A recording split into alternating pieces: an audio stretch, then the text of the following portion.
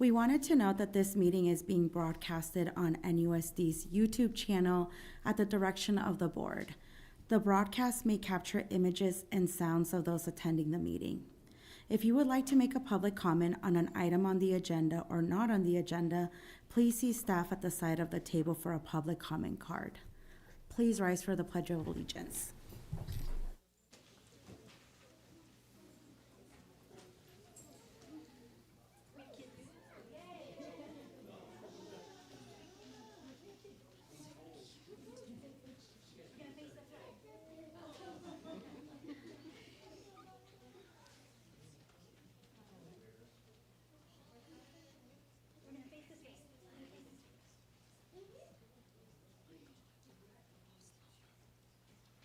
When you're ready.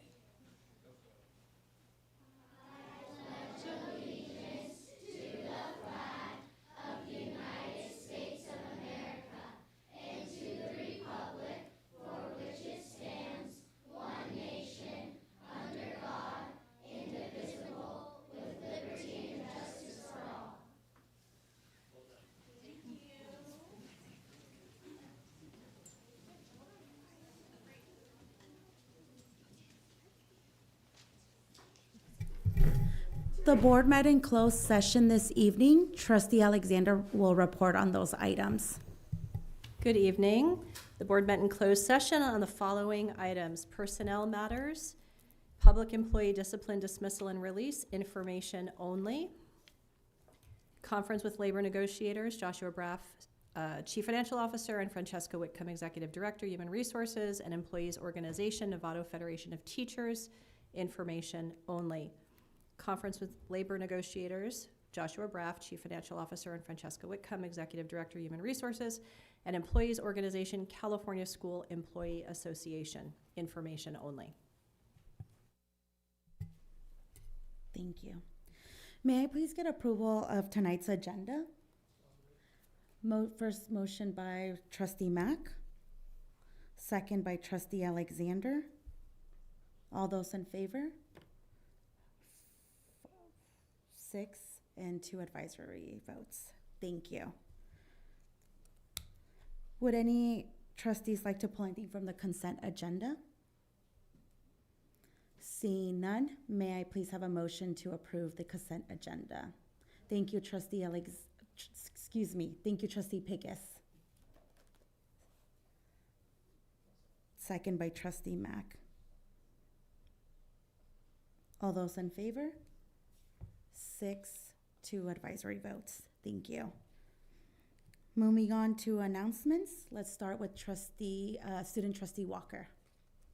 Hello, everybody. I hope you're all doing well since our last meeting. For San Marin High School, last week we sold our Valentine's Day grams, and then they will be delivered on Friday the 13th. We're very excited for that. Tickets are now available for our senior showcase on March 1st. This event has a multitude of events, but our most notable is our fashion show, modeled by our seniors, and this year we have partnered with another school to create a really bonding community. We're so excited for this partnership.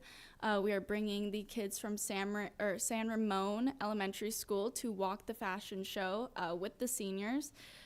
We think that this is going to be our best one yet. Along with that, we have the auction portion of the night, a silent and live auction with many extravagant items that have been donated this year. We would like to thank everybody who has donated. Seniors are still working on prom, which is March 16th, and tickets will be going on sale at the end of April. Other news is World Savvy Changemaker Hub success with Sinaloa Middle School. The STEM mock interviews are being held after midwinter break, thanks to community members for volunteering to help. For the visual and performing arts update, over the weekend, our incredible San Marin drama students took the stage at the Liana Festival, joining forces with 2,600 fellow Wow, I cannot talk today. I apologize. From 88 schools across the West Coast for a spectacular 3-day celebration of all things theatrical.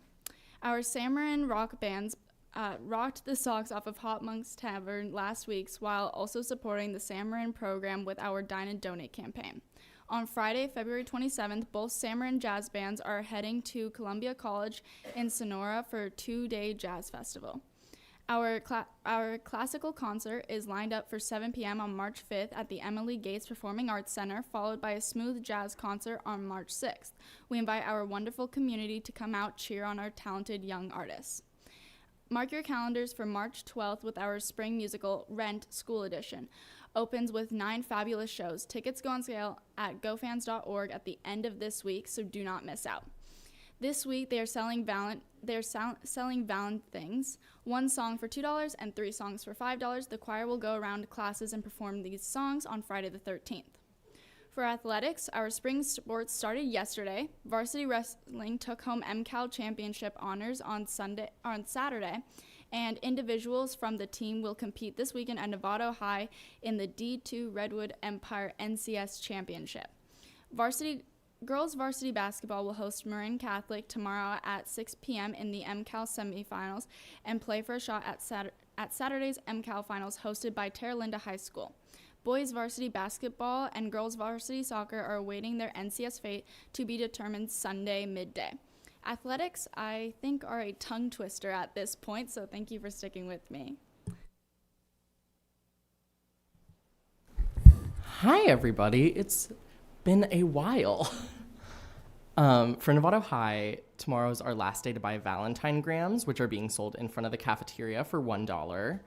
We also are having our annual Valentine's Day lunch activities this Friday in the PAC, where you can come get married to a friend, fish for compliments, play our guessing jar game, play tic-tac-toe, and take a bunch of cute pictures.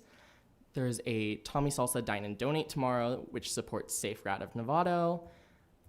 This Friday is the end of our progress report period, and this is also the last week to apply for leadership. Applications are due this Friday. Tonight is the Pretty Big Film Festival, so hopefully that is going well. Spring sports started yesterday, like Maddie said, and then this past Saturday, we had our first annual lip sync battle, which I had the honor of hosting. It was a super fun and successful event, and we are super grateful to Dr. Smith and Trustee Gasson for helping judge. And I'm also super excited to attend JLAC tomorrow. Good evening, everybody.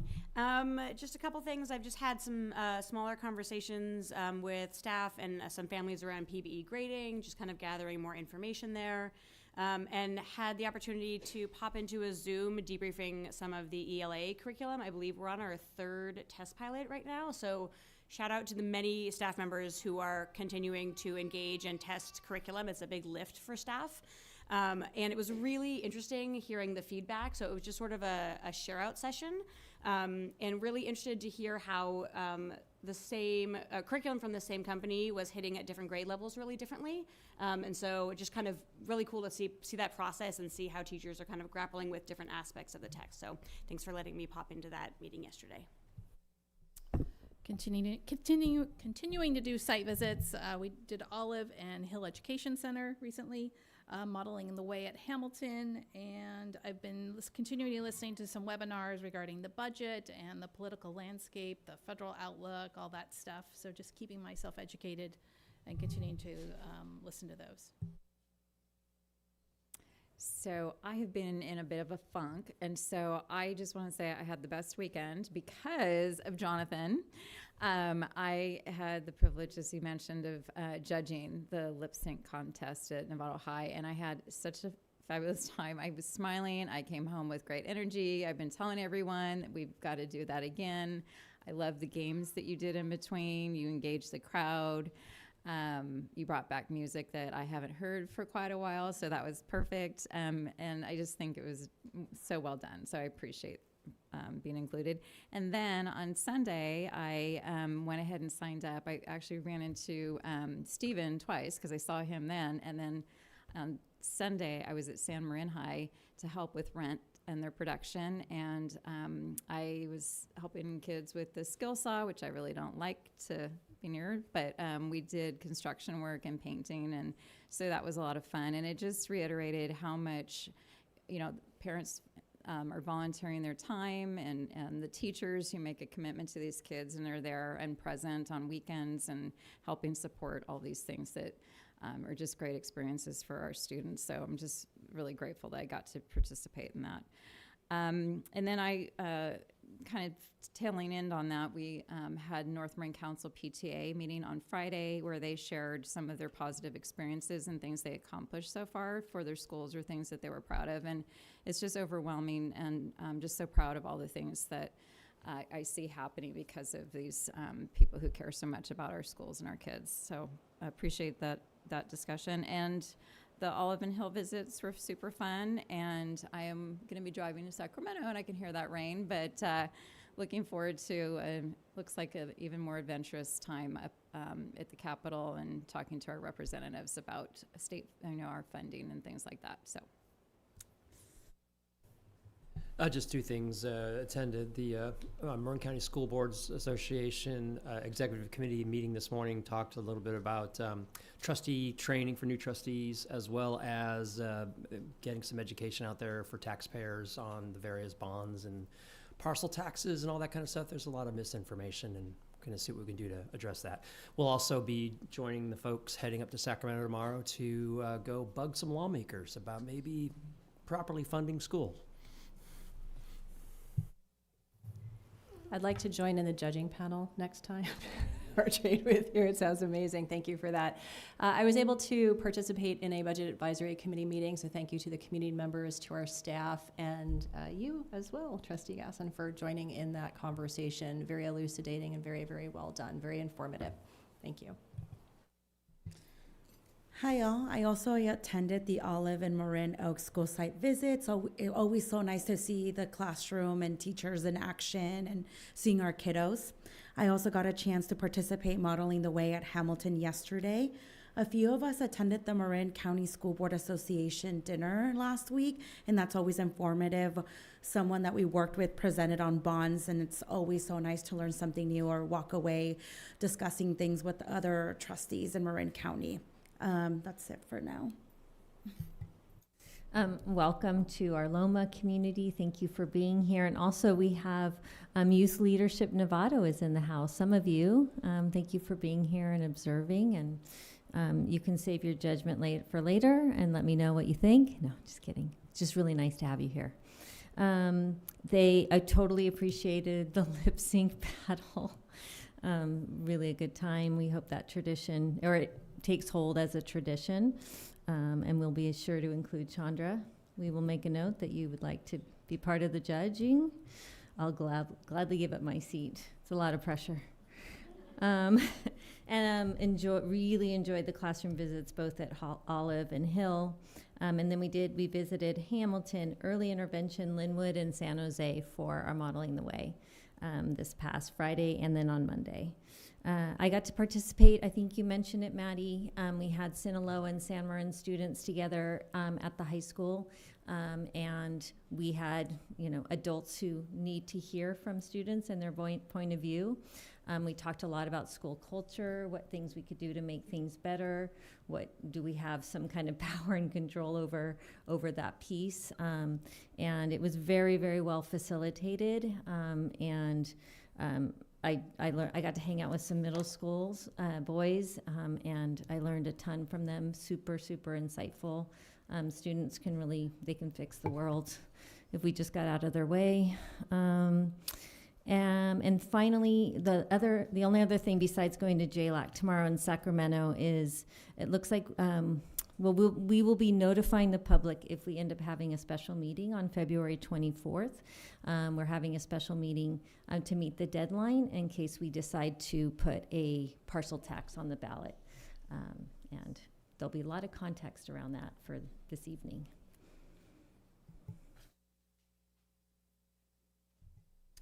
Okay, moving on to tonight's presentation. Tonight we have a presentation from Loma Verde Elementary School.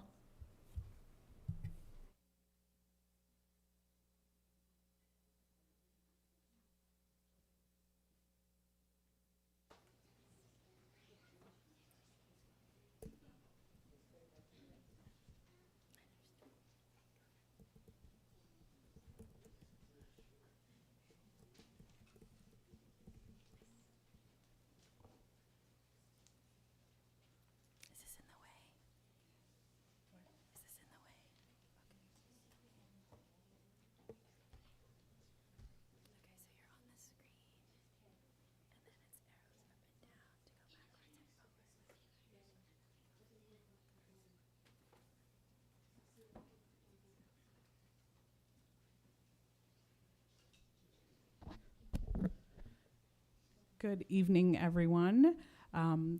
Thank you for having us. My name is Tania Chima. I forgot my name there for a second. My name is Tania Chima. I am the proud principal of Loma Verde Elementary School. Just want to thank all of you for this opportunity. We brought approximately 5% of our school here. We have students from TK all the way to 5th grade. And I just want a shout out for how well they were behaving back there and being amazing listeners. So good job, guys. We are going to today share what happens in our classrooms. So, we come to these presentations. I've been coming for many years, and it's always something to highlight a specific aspect or something special we might be doing. And what I just want to share with all of you, and the kids are going to share, is that what's happening in the classrooms every single day is the special thing that's happening. And today we're going to talk about a really, really fun topic, which is math. So we brought all these mathematicians who are going to represent all the other bears that we have and share what we do with math. It was also twin, triplet, multiple day at Loma Verde, so that's why we all look like we have the same wardrobe. All right, so we are going to start with our MCs. Finn and Ari, will you come up?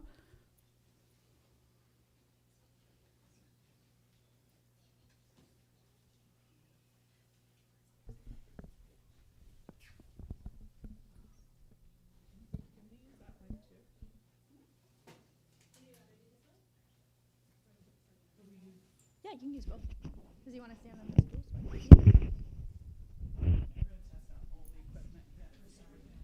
So who's your MC? They're at the podium and these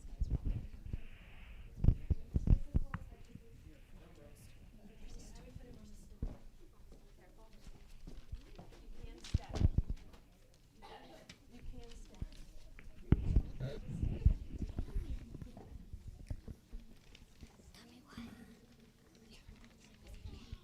My name is Finn, and I'm in 5th grade. My name is Ariana, and I'm in 4th grade. We are here to talk about something super fun, math. I am in 5th grade, but what I learned in kindergarten has helped me be strong in math. Tonight we will share how the concept of place value is developed and built upon from TK to 5th grade. Understanding place value is really important for understanding the base 10 number system and for the development of strong number sense. It also has a big real-life problem-solving application. It helps from counting money, arranging furniture in a room, to more complex things.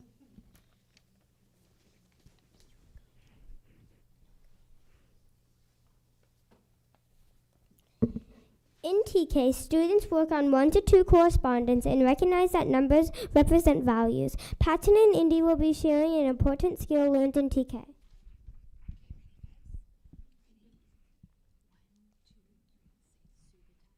Subitize.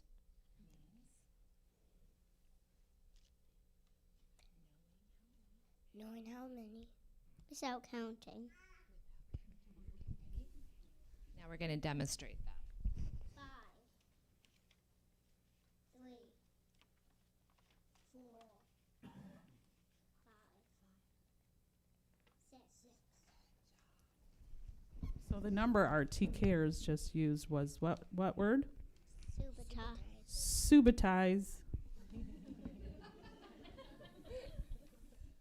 Because of course.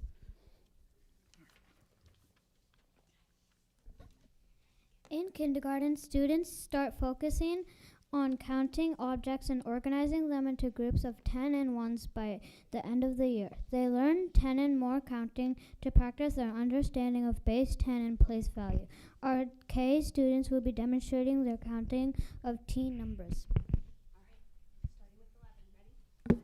2, 3. 1, 10, 1, 11, 1, 10, 2, 12, 1, 10, 3, 13, 1, 10, 4, 14, 1, 10, 5,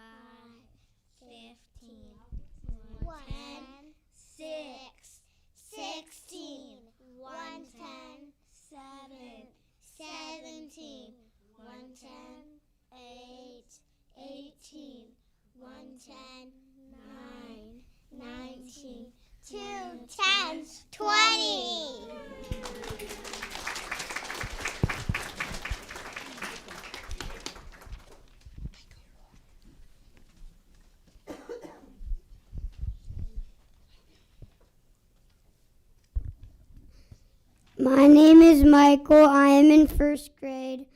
We use the place value chart to represent numbers and perform addition with regrouping. We used 10 blocks to add a 34 plus 18. We needed to regroup 10 ones into one 10. Then we put the 10 into 10th place.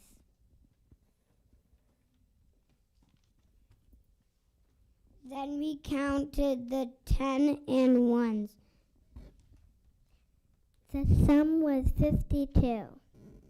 We also learned that 10 tens equals 100.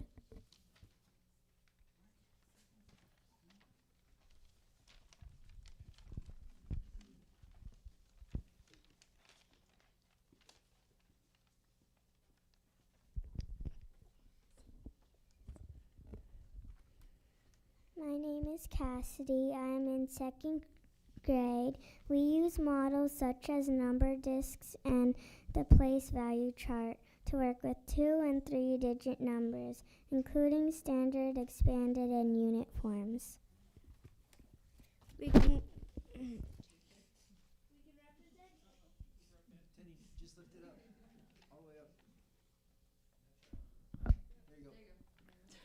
We can represent numbers in multiple ways to show place value.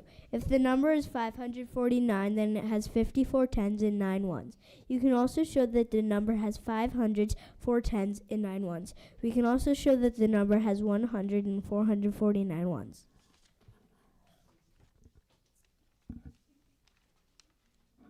We can use money sticks or discs to represent numbers.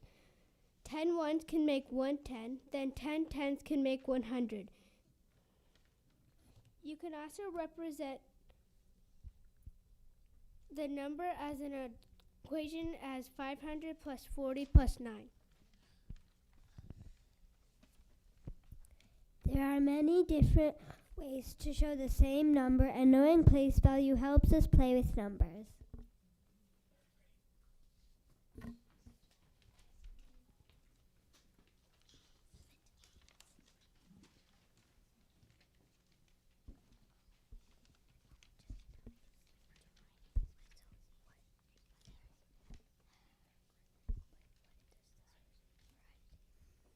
In third grade, we use our place value understanding to work with larger numbers and perform addition using a variety of ways.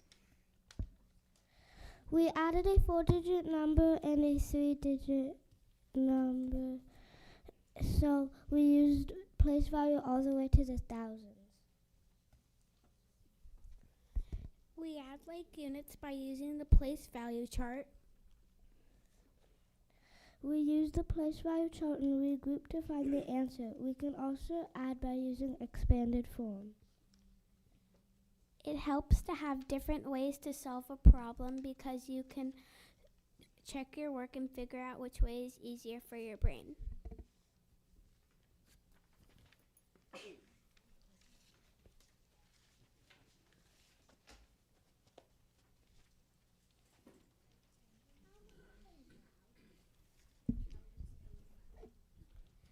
In fourth grade, we apply place value knowledge and use visual models such as a vertical number lines for concepts such as rounding. When you're rounding on a vertical number line, you need to look at the place value where you need to round and then add numbers to the number line. A vertical number line is a tool that helps in rounding so you can see the number and understand the distance between numbers. You would add frames like 49,000 and 48,000 and find the midpoint and plot your number to see where it rounds. This problem shows rounding to thousands and 10,000s place.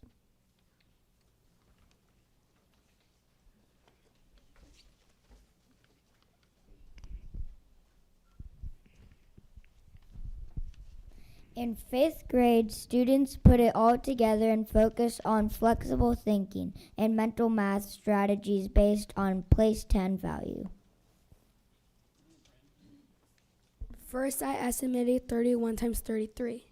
First, I figured out was 31 rounded to by using a number line. 31 is closer to 30, and 33 is closer to 30. I multiplied 30 by 30, which is 2 powers of 10, which is 100. So 3 times 3 is 9, so that's 900. To check, I just multiplied 33 times 31. I did 33 times 1, which is 33, and then I multiplied 33 times 30, which is 30 has 1 power 10, so then I multiplied 3 by 33 and got 99. Then I put a 0 down because it's 30, so 1 power 10. I got 1023 because 990 plus 33 is 1023. Just for anyone listening, I needed to have him repeat that like 5 times slowly so I could write all that down. I estimated 43 times 201. So first I estimated 43 to the nearest 10, which is 40. Then I rounded 201 to the nearest 100, which is obviously 200. And 200 times 40 is 8,000. 201 times 43, I got 8,643. This kind of rounding may not lead to a real-life application because it's far from the actual answer. Sometimes, depending on the real-life situation, estimation may need to happen differently if a larger number is needed, like the amount of stickers in a classroom.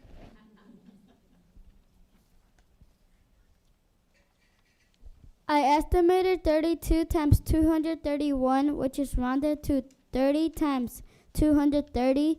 30 is equal to 3 times 10, and 230 is equal to 23 times 10. I know that 10 times 10 is 100, so I separated out the rest and do 23 times 3 is 69, which brings my answer to 6,900 because 100 is 10 to the second power and 69 times 100 is 6,900. The actual answer is 7,392, which is relatively close, but it would depend on a real life application to see if rounding is helpful. All right, so that's just a glimpse of what happens across the grade levels and how we kind of build on the knowledge. And last, our 5th graders just wanted to share, we use Eureka Math Squared in 2nd grade through 5th, and they wanted to give a shout out to their curriculum. It's great that every lesson has exit tickets, so my teacher knows if I need help right away. We love being able to show our thinking in different ways. The Eureka Math Square curriculum gives us clear step-by-step directions for homework pages. We love having space for each problem. There is always a helpful explanation for work that we take home. Thank you. Go Bears!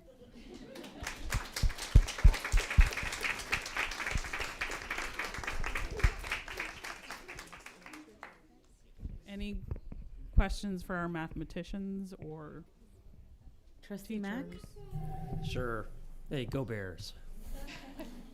So I'm having flashbacks to Principal Eileen Smith and the kind, I remember when she did this kind of situation for the adults in the room, in this very room, and all of us adults are going, wow, you can do math differently. And the takeaway from that, I think you guys are learning this, math's fun for everybody. You just got to find the way you like it, right? And so I love the way you're taking it apart, and you guys are all just finding different ways that works for you. Everybody's good at math. You just got to just do it the way you like it. So good stuff. Really appreciate it, you guys. Any other questions or comments?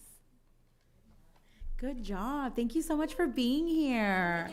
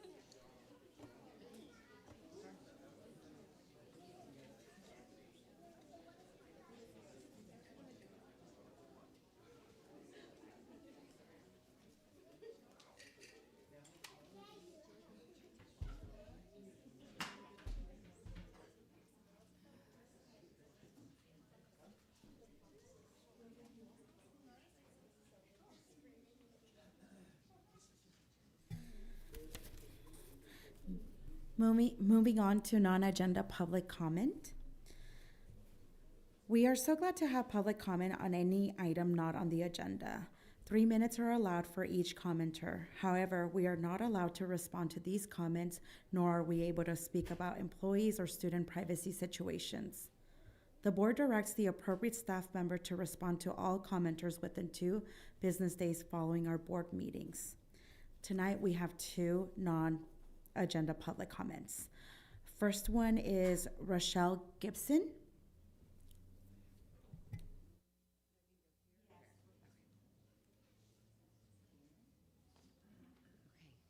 Good evening, members of the board. My name is Rochelle Gibson, and I'm here about a policy question that affects kindergarten placement.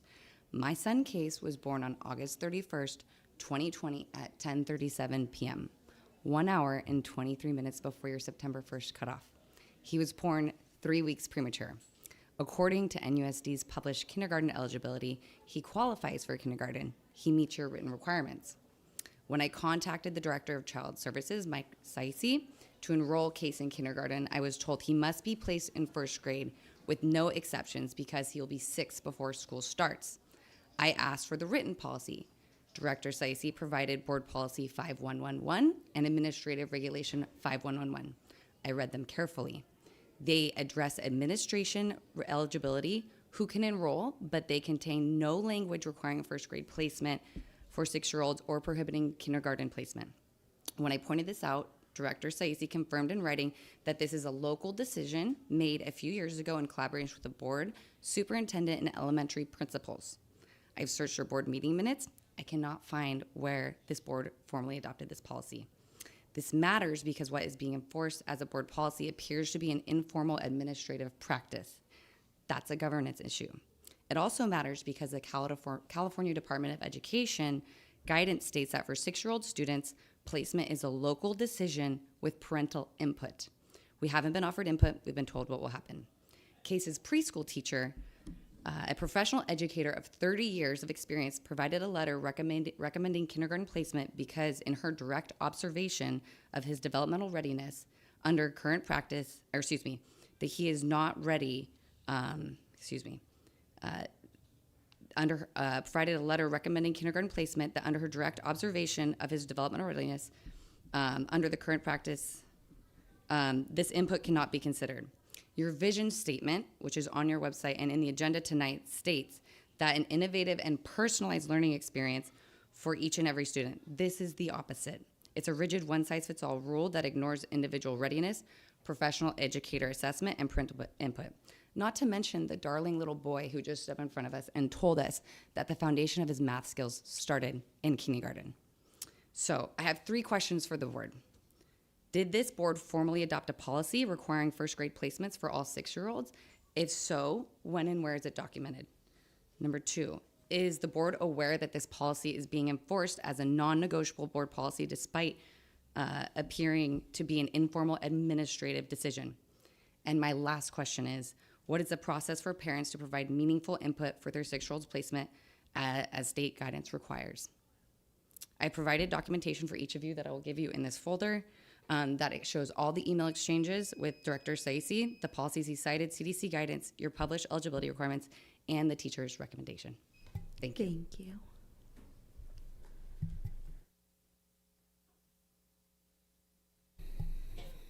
Next on our list, Karina Aguirre.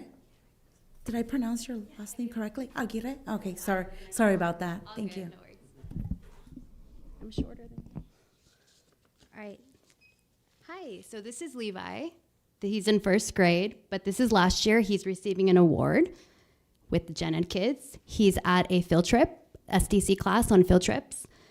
He is also getting prepared to go to the music recital. This is all at his previous school because he was seen and planned for.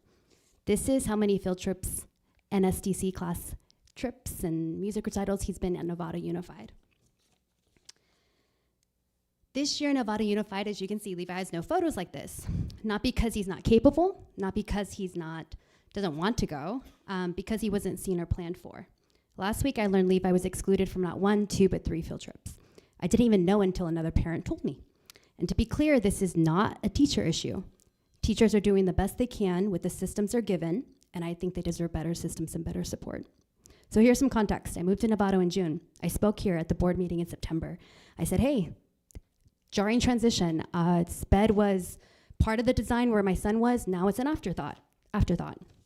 In October, after the SPED presentation where it was presented that inclusion was the reality, I privately followed up in an email to this leadership team. And if I'm frustrated, sorry, I am. But in October, I said, hey, this isn't the reality. That wasn't even about my son. That was about another classmate of his who asked to go to the pumpkin patch. Imagine being a mom who has a child that can go because he's in gen ed, but a daughter that can't because she's different. Different doesn't mean less.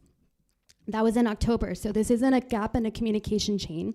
This is not a one-time thing. And I'm not saying this to accuse anyone. It's just that families or parents that have been advocating for years, again, I've only been here 6 months, shouldn't be the way that we find out this is happening. I'm new here. I've been to every coffee and chat meeting.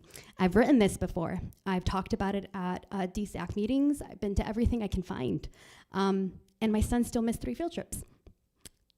It's gnarly, right? So I think what's missing here is just SPED fluency and leadership. I don't know, if I didn't have Levi, I wouldn't understand what's to ask. And I think teachers deserve better support and systems, and parents shouldn't be considered watchdogs. This happened, my husband and I didn't have to do anything. This was built into the platform. We just had to get a live scan, which I did here, naively thinking we could go on field trips, only to be told, oh, they don't go. They don't go. Kids like my son are different, but they're not less. They're very capable. So I was told OC and Marin are apples and oranges.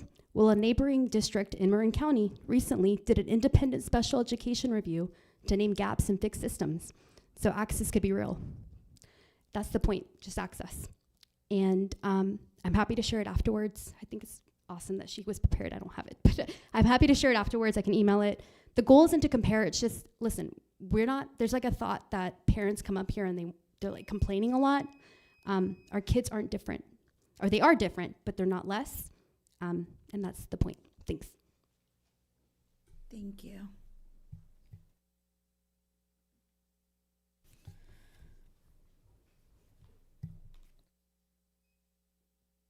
So next, we are going to move on to the governor's proposed budget for 2026-2027.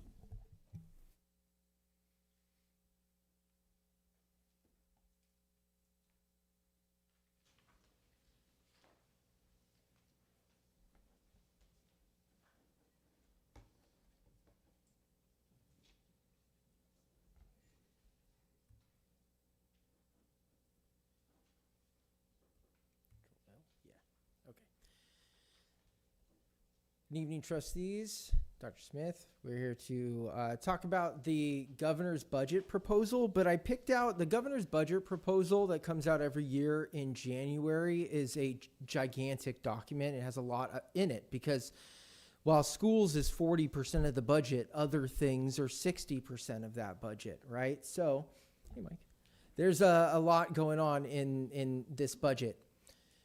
On top of the normal 40%, there's also a lot of sort of weird things going on in the budget. And we go to the School Services of California, we'll call it a symposium on this budget each year in Sacramento, where we get to do a deep dive with a lot of people who have a lot of access to the administration, both the Department of Finance and the Legislative Analyst's Office, that can help us sort of figure out what they're trying to say in all the docs that we're seeing. So like we know the things that are easy. We know COLA is projected to be 2.4% less than what we were originally told, of course, and the out years are going down. We know that Prop 98 is still in existence, and Prop 98 says 40% of the entirety of the budget needs to be dedicated to TK through 14, which is 2 years of community colleges, is supposed to come out of that budget. But then within it, we have some other sort of things, and I wanted to point those all out. So we'll start with, these slides were all developed by School Services of California. I've just repurposed them. So they look a little different than what I normally present, but I'm gonna make it work for me today. Basically, California is projected to have a $22 billion deficit. The question comes up very often, well, what does that mean for schools? Because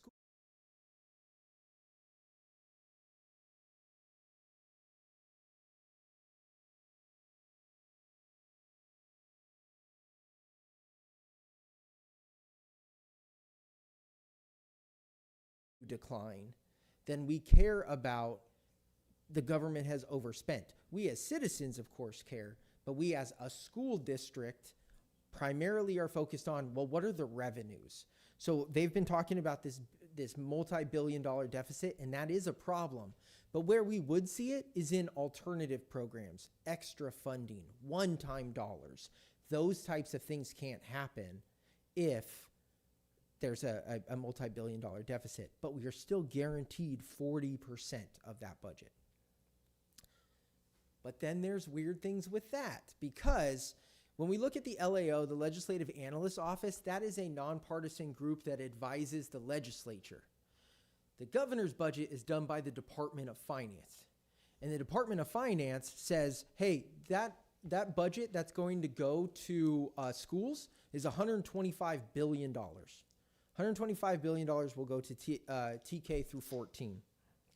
The Legislative Analyst Office said it should only be about $117 billion. So right there we have a big discrepancy, right? But $125 billion is fantastic. I'll take it. That's a wonderful amount of money. That's the highest amount that has ever been. We're moving in the right direction, right? But then we start coming into this space of settle up. And why is settle up even needed? Why are we talking about settle up? And the whole reason you settle up is because you didn't hit the number that you said. Well, the Department of Finance updates their estimates. And we've talked about that. I've talked about this in our budget presentation. I've talked about this in different first interim, things like that, is that we budget this year and the next 2 years. The state of California budgets for next year, the current year, and the year prior. And that's because they get to do a settle up. So they go back and they look at the state revenues, the taxes, local property taxes, and then the ADA adjustments. And they get to say, okay, well, we overallocated, we underallocated based on this. We still have to hit that 40%, but now we know what that exact 40% is, and we're going to give it to you. Last year, they held back $1.9 billion. For anyone that's trying to calculate it, what does $1 billion mean for NUSD? We have very, very close to 0.1% of all the students in the state of California. So it's very easy to say, $1 billion, we get $1 million. So when they kept 1.9 billion, we lost 1.9 million, right? So then as we come into this new budget cycle, right, this is the 26-27 budget. It handles 25-26, 26-27, and 24-25. And they said, well, that 1.9 billion, well, we owe it to you. The number turned out to be real. So we'll give it back to you through this settle-up mechanism. And I'm going to read this rather than try to summarize it because it's just easier to read it. For the first time since voters approved Prop 98 almost 40 years ago, the enacted budget withheld appropriating $1.9 billion from the minimum guarantee calculated for the 24-25 fiscal year without suspending Prop 98. With a 2/3 vote of the California legislature and approval of the governor. And that is what's important because right now we are not talking about what is constitutionally allowed. They have found a loophole and they are utilizing that loophole to not give the districts of California the money that they deserve. We can talk, I'll talk at length at any point to anybody about why I think this is happening, but the fact is that there are legal rules from the Constitution that state what happens in these cases. And they have found, they being the legislature and the governor's office, have found a way around it to make sure that they do not have to give 40% to districts like Prop 98 says. And that's this slide right here. So what's the difference between settle up and maintenance factor? Maintenance factor is when they suspend Prop 98. That happened recently, 2023. They suspended Prop 98, sorry. They suspended Prop 98. And what that does, when they do that, 2/3 of the legislator have to vote to do it, and the governor agrees. But that creates a way for it to be paid back. So they say, we don't have enough money. We're unsure. There's too many things happening. We can't give you 40% today. But that amount that's owed, adjusted for COLA, adjusted for ADA, and adjusted for inflation. Then the Constitution requires that they pay it back in a very specific way. What is happening with this settle up is basically the governor is saying, well, we're not going to give them 40%. And the legislature is saying, okay. And then repassing the budget, and then the governor signs it. And they're saying, well, we owe it to them eventually. But the big difference is that it is not adjusted for inflation in any way.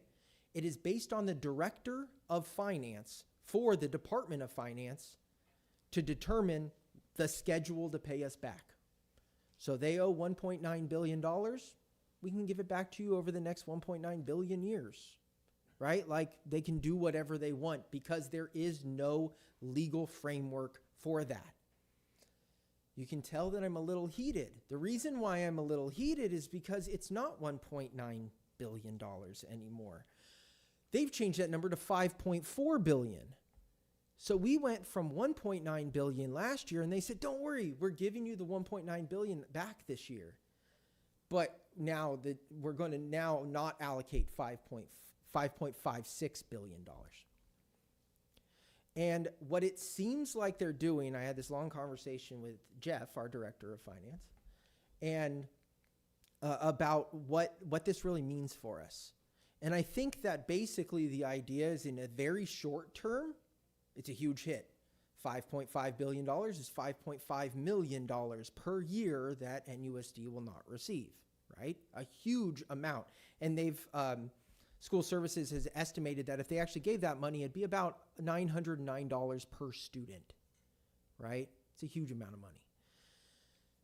But for the short term, you feel that. Over time, you wouldn't feel it because it now just became the norm that you would always be working out of. But they're going to paint themselves into a corner that they can't then dig themselves out of, because this year it's 5.4. Well, next year they're going to say, well, we paid you back the 5.4 like we were supposed to, but now the number's actually 10.9. And then, oh, we paid you back 10.9, but now it's 13.7, right? And it just goes on forever, because are they really paying us back 1.9 if the new number is 5.4? No, they just added 3.5 to it or whatever, right? They're just adding to it, but they're trying to make it look like a game of we don't have to pay you back because we have this giant $22 billion deficit that we have to try to pay down. So they're borrowing against education to pay those other things down with no actual rules for how they have to pay us back. The biggest reason for this, or like where this comes from, is because or the logic given is that the projection might be wrong. So they're projecting $125 billion is owed, but they say we might be wrong. We might not get that $125 billion, so we're going to give you less.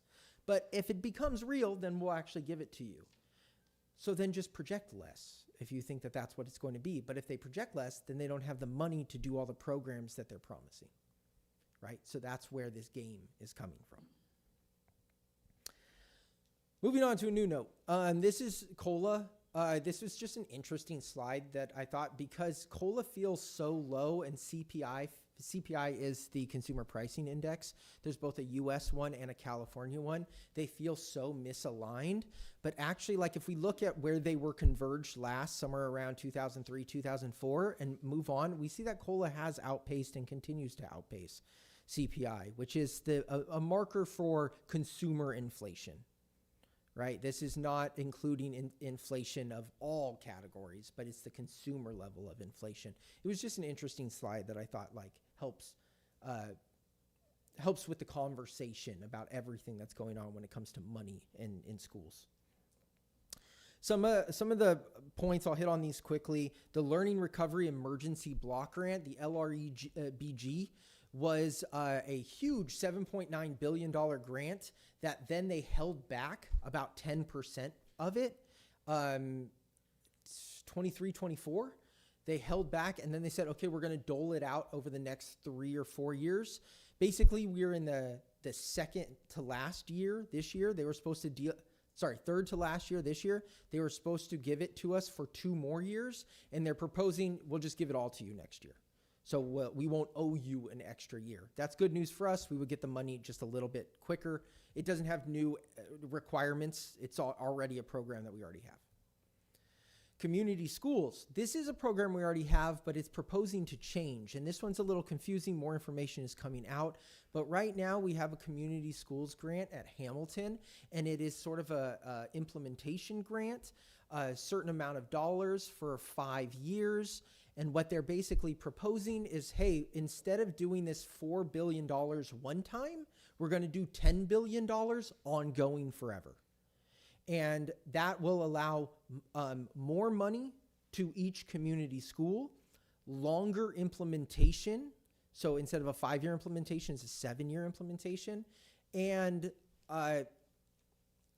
more schools being eligible, so lowering the eligibility cap. So that's potentially good news for NUSD. More schools might be eligible for it. ELOP, a lot of people have different feelings about ELOP. One of the things that I think most administrators feel is that this feels like a lot of money going to a singular program that could probably be used better elsewhere. While still doing this program, it just doesn't need as much money. I highlighted something here because that's the biggest change. Basically, we were originally guaranteed that if you had an unduplicated pupil percentage, that's what UPP is, unduplicated pupil percentage below 75%, which NUSD is, it was $2,000 when it was first came out. Last year it went to $1,575, and they're upping that to $1,800. So we would receive $1,800 moving forward. If our UPP has been rising, if we were to hit 55%, eligibility requirements change, but also that money almost gets close to doubling, right? Or at least 60% more. And then this is the last piece that is sort of special, which is the special education funding. And this was to raise the special education AB 602, AB is Assembly Bill 602 special education base rate to $999 per ADA. And that is a 12% increase for Novato Unified School District. Some districts out there were below that. NUSD looks like we were actually like where we were supposed to be. Some districts were above it. So it's bringing everyone to the same number. And then there's also a 2.41 COLA on it, but the whole thing together is about 12% more dollars, which is fantastic because as we know, special education is completely underfunded. This is getting us one step closer, right? And then this one is just the historical trajectory, talking about how it's been Newsom's plans since he first took office was to eliminate this discrepancy between base funding, and they feel like in 2026, 27, they will finally hit that and eliminate that discrepancy. So something we can actually be excited about. Now, we want them to just raise that base, but at least making it similar for everyone is a good start. And that's the end of my presentation. Any questions? Trustee Gasson. Thank you. And I realized I was referencing this actually when we were in agenda planning. I couldn't remember where it was from because I read this over the weekend. What I always enjoy, and I appreciate the presentation, but I always read these little things that come with it, the School Service of California documentation, and in particular, they had like this addendum, and I had a couple things highlighted on it, and the biggest thing was about how Newsom came in saying he was going to address the debt, and that, in their opinion, Californians are going to be left with nearly 75 billion new bricks of debt, is what this was saying. Does that have to do with that model where you were saying about the, we'll pay you this back, but then it goes, I was wondering, does that have anything, the debt that he's going to leave the state with, have anything to do with the way he's treating Prop 98 funding, withholding the... It wasn't clear if that was included in that. So right now that debt would be $5.9 billion. We had some of the things that I didn't talk about in here, which I know are in the supplementals there, but like we had deferrals. The deferrals are going away, so he's paying down that debt, right? So there's education debt, but then there's also tons of other programs that are state level programs, and those are actually more, we'll call them, for lack of a better word, overspent than education, because education is guaranteed that 40%. We really aren't part of that. He's creating a new bucket of debt by saying, oh, out of that 40%, we're only going to give you 35. I don't even know if that's included in that 22 billion up to, I think, yeah, there was like 75 billion a year out from that. Yeah, well, when you were talking about that, that's where I thought, oh, well, maybe that's part of the impact that they're seeing. That's, I don't know, it's moving stuff around and everything. The other thing, on a more positive note, although it does say in here, just for perspective, you know, the uncertainty of just things, and then the federal government, you know, impacting, you know, decisions and everything, because it was referenced in here about the federal action. Well, this was more directed to the cost associated with fighting the federal government. But I thought that it was nice that we did win. The state won about the 4.9 billion in Fed funds. So at least that seems more secure and stabilized, at least for now. Because I feel like there's just all these different places we have to worry about and that are unstable and uncertain, which makes your job even harder to try to help support us in figuring out, you know, what do we have, where are we going, and what are we doing. So absolutely. And I'll add one point to that. That's some good news to this too, is that the governor's budget proposal is actually made in about October/November. So they don't have the November and December data and now the January data. And we've seen personal income tax rise and beat again and again and again during those 3 months over 10%. So that deficit is getting smaller and smaller by the day as well, because that wasn't even considered in this projection, and is one of the things that we're looking to, that COLA should actually be higher than 2.4% because of that. And we should also see that 5.4 billion shrink because they need less of it to buy down these debts, because we actually have more money to spend. That's a hope, right, at the end of the day. But Trustee Pickus? A couple questions. This 1.9 billion that we're saying is underfunded in Prop 98, that is being withheld from the 24-25 school year. So are there parts of that, is there a portion of that that NUSD was anticipating receiving that we did not receive? Or the funding and the years are always so off, right? So were we expecting these funds and we didn't get them? Or is this moving forward, we're getting less than anticipated? Like, practically speaking, what does that loss mean for NUSD? Great question. It's an allocation thing. So they didn't allocate it to us. So it's more of a should have gotten than a we were promised and it didn't come, right? Nobody, basically they said, hey, this program is going to be $50 billion. They should have said it was $51.9 billion, right? We should have gotten more money. So we didn't count it because they never said how they were going to spend that money, so we never knew where to put it. And they could have put it to community colleges. Maybe it would have never came to NUSD, but the school system in general was owed that money.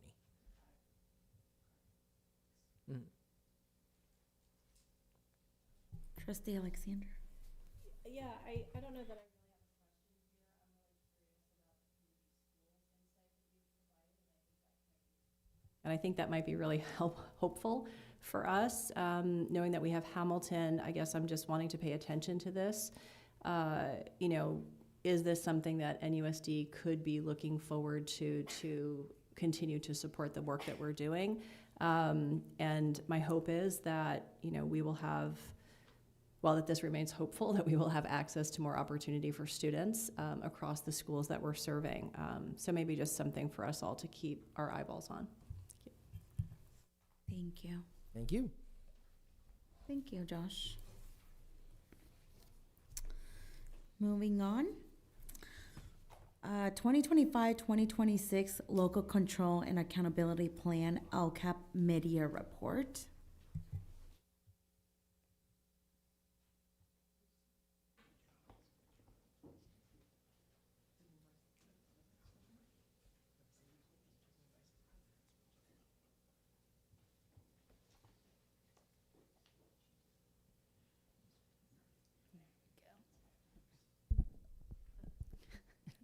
don't need the stool. Maybe. Good evening, members of the board, Dr. Smith, student trustees. Tonight, I am going to present our mid-year update for our local control and accountability plan. And just a quick overview of what the LCAP is. The LCAP is a 3-year plan. This one is the 2024 through 2027 plan. And this is created with stakeholder feedback, needs assessments, and kind of, again, developed for a 3-year trajectory. The plan discusses the actions, the services, metrics, and expenditures to support improved and positive student outcomes. And the local control accountability plan focuses primarily on improving outcomes for students who are classified as our English learners, our socioeconomically disadvantaged students, foster and homeless youth, and for students with disabilities. The primary areas to consider that we have focused on as we start talking about our goals are kind of in these 3 buckets that we've discussed. And we look at the first academic goal is improving academic outcomes for all students. Our second goal is bolstering student supports and a sense of belonging. And our third is increasing student and family engagement. And the mid-year plan must be presented to the board prior to February 28th. And it looks at some mid-year outcome data that we have identified. And again, it's informed the creation of the final year of the 24-27 LCAP as we move forward. And as we've been talking about impacts to our budget and things that we were expected and not getting, just kind of the mid-year update. So when we first created our LCAP, our anticipated adopted budget that we adopted was $92 million. And you can see the mid-year came in at about $90 million instead. So there's obviously a difference of, sorry, let me switch my slides here, of $1.6 million for our total LCFF funds, which is our local control funding formula. And again, the money that we anticipated spending on our unduplicated students, our English learners, our foster youth, our homeless low SED, was a difference about $300,000. So if we're looking at what we had budgeted for our LCAP for this coming year, $1.9 million in reductions.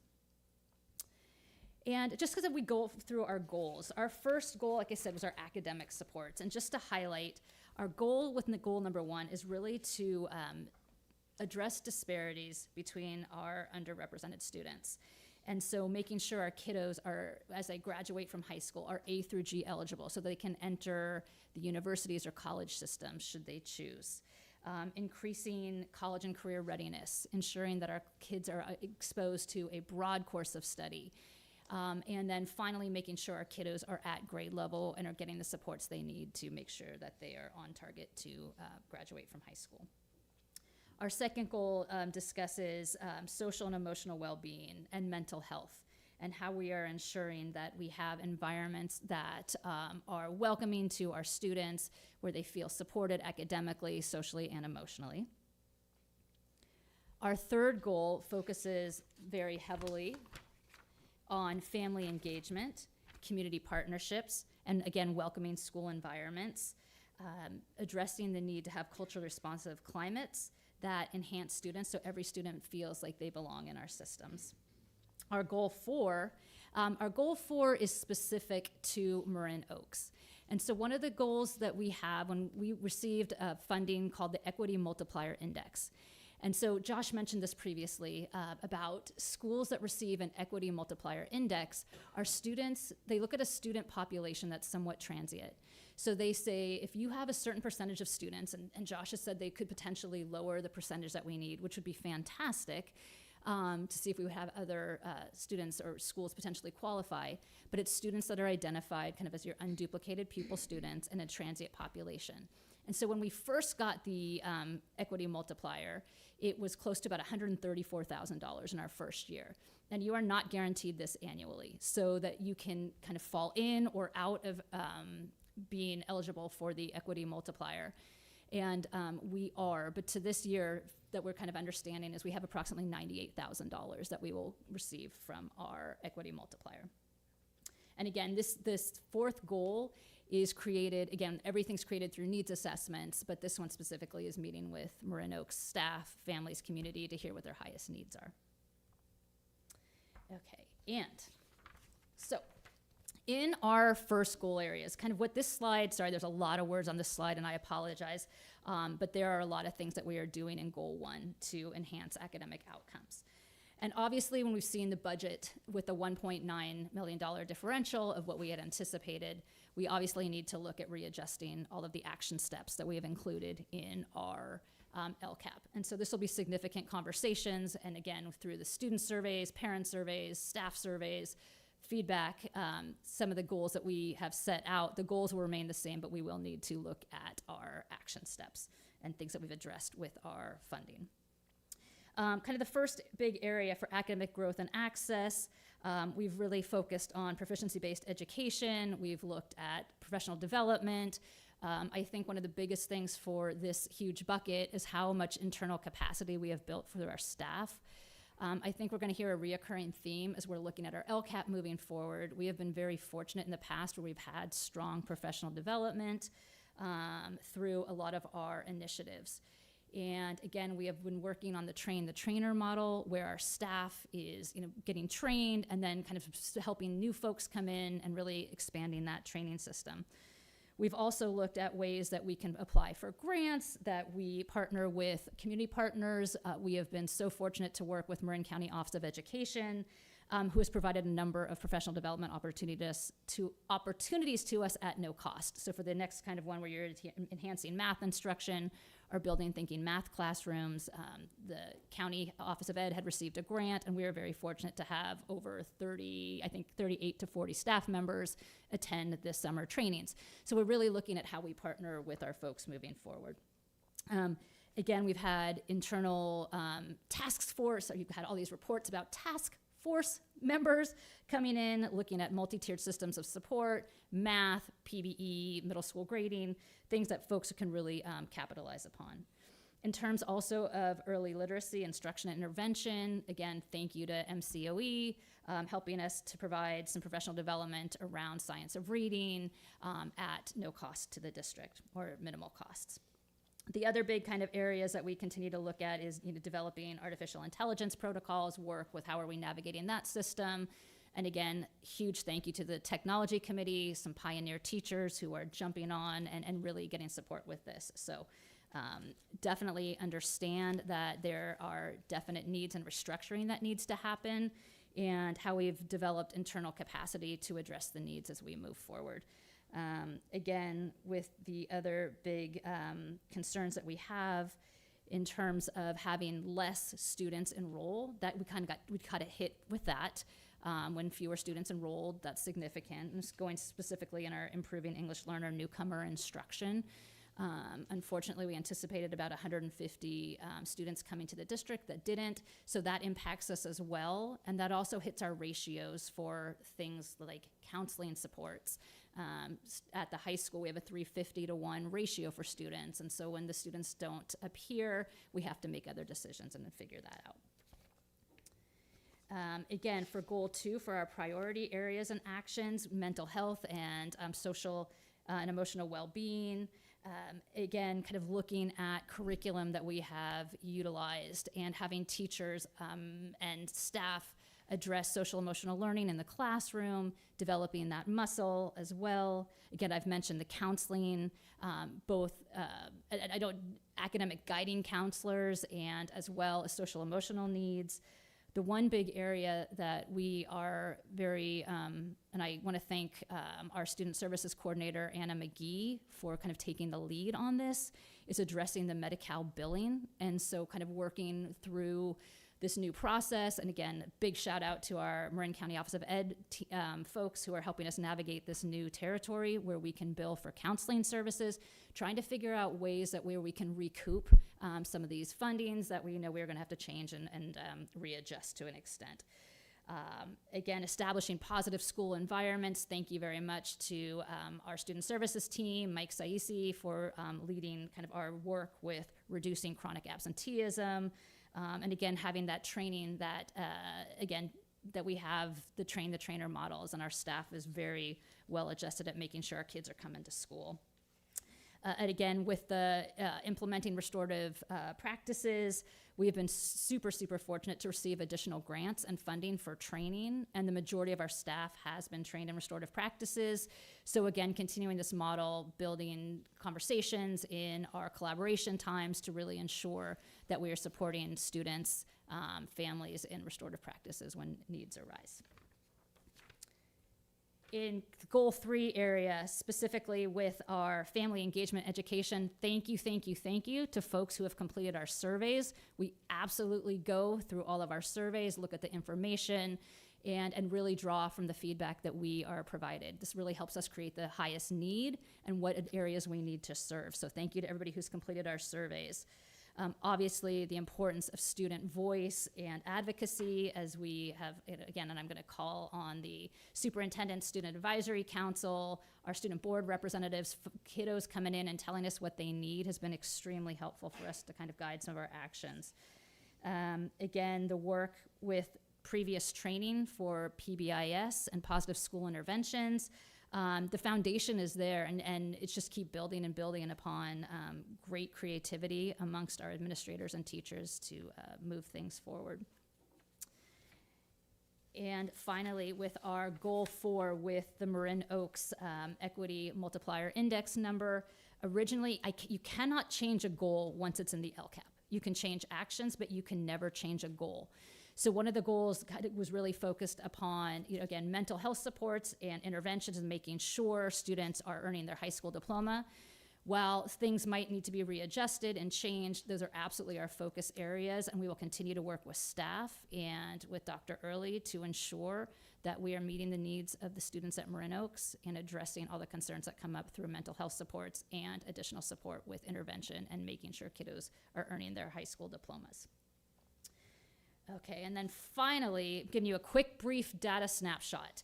And so this is just a little tiny slice of what, the precursor to come when you get the big LCAP, and we have all the narrative, and we look at every single detail.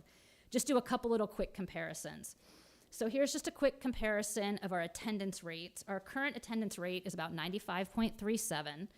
Our attendance rate, I'm sorry, I don't have a snapshot in time from the December January attendance rate from last year, but our overall attendance rate last year was about 95.12%. So we're in very similar ranges. Chronic absenteeism from, again, end of year in 24-25, we had about 844 students who were considered chronically absent. We currently have 750 students, and so continuing to decrease that number, a continued goal.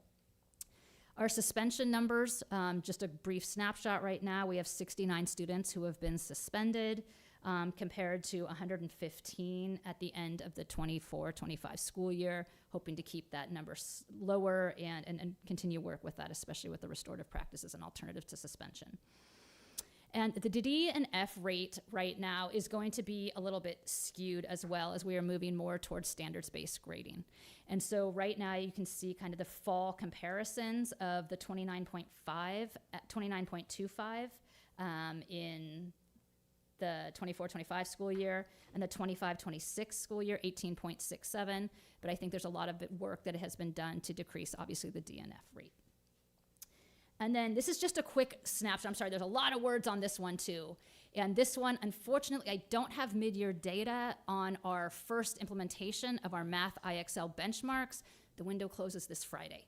So I will absolutely bring back more data so that folks can see, but this is the beginning of the year snapshot for our implementation of IXL, our math benchmark program and intervention program. And so students in this platform are given basically a pre-assessment. Like, what do you know so far? I haven't taken geometry yet, but what do you know so far about geometry, example? So I will definitely bring this back as well as the English slide, which will be the next slide, with mid-year data and end-of-year data as well. So that's to come. Basically, the first pre-assessment district-wide, 26% of our students were meeting or exceeding standard. Area we obviously want to continue to grow higher.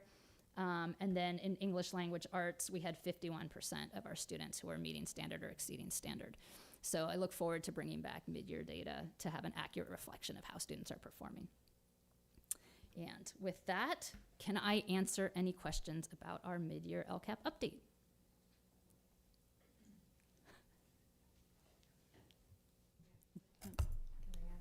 Oh, yes. I just also wanted to point out that there are other programs and things that are funded in grants or outside of the LCAP specifically for supplemental dollars, like paying for, we were able to get grants so that every single school has PK training this year for families. And then also the grant helped pay for the Culture of Belonging curriculum that you heard from Olive, that is also being implemented TK through 8. So just wanted to point out those extra pieces. And then the DNF list, was that including middle and high last year and then only high school this year since? You know, it was through Data Matters. And so I'm trying to think, it probably was just high school then, I'm guessing, because if that's only pulling DNFs, so if it didn't catch the 1s and the 2s.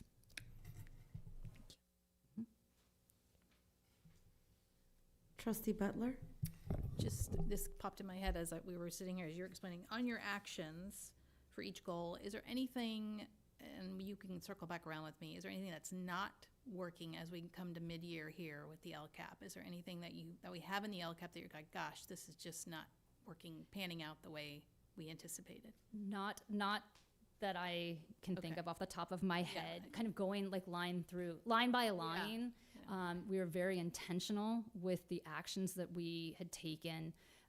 Again, and it's not really highlighted here, but like, so other things that are in there, summer school, opportunities for credit recovery, making sure kids are staying on the A through G track.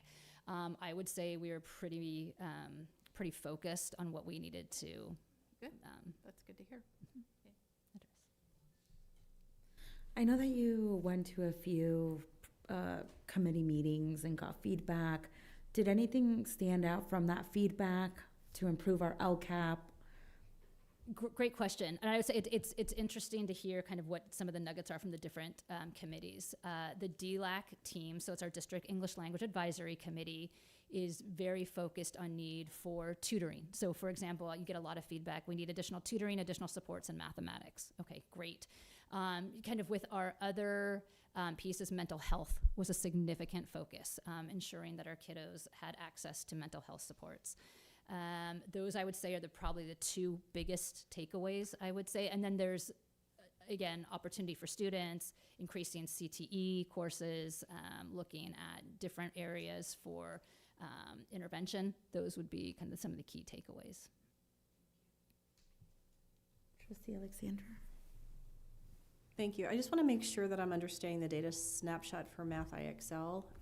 I guess probably both of them. When it says beginning of year assessment, does that mean that, for example, let's take the 72% at second grade, that the students are being assessed as they're coming into second grade and they're performing incredibly well for second grade content already? Yes. So as again, and as you're kind of going through the years, how similar the standards are. So there's a strong component. The first grade teachers did a very great, and again, I don't want to say, other teachers didn't do a great job, but the foundation for the first grade students entering into second grade is strong. Okay, thank you.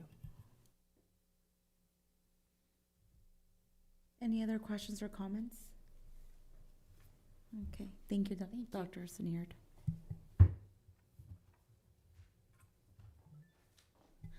Next on our agenda is update on the surplus property entitlement process.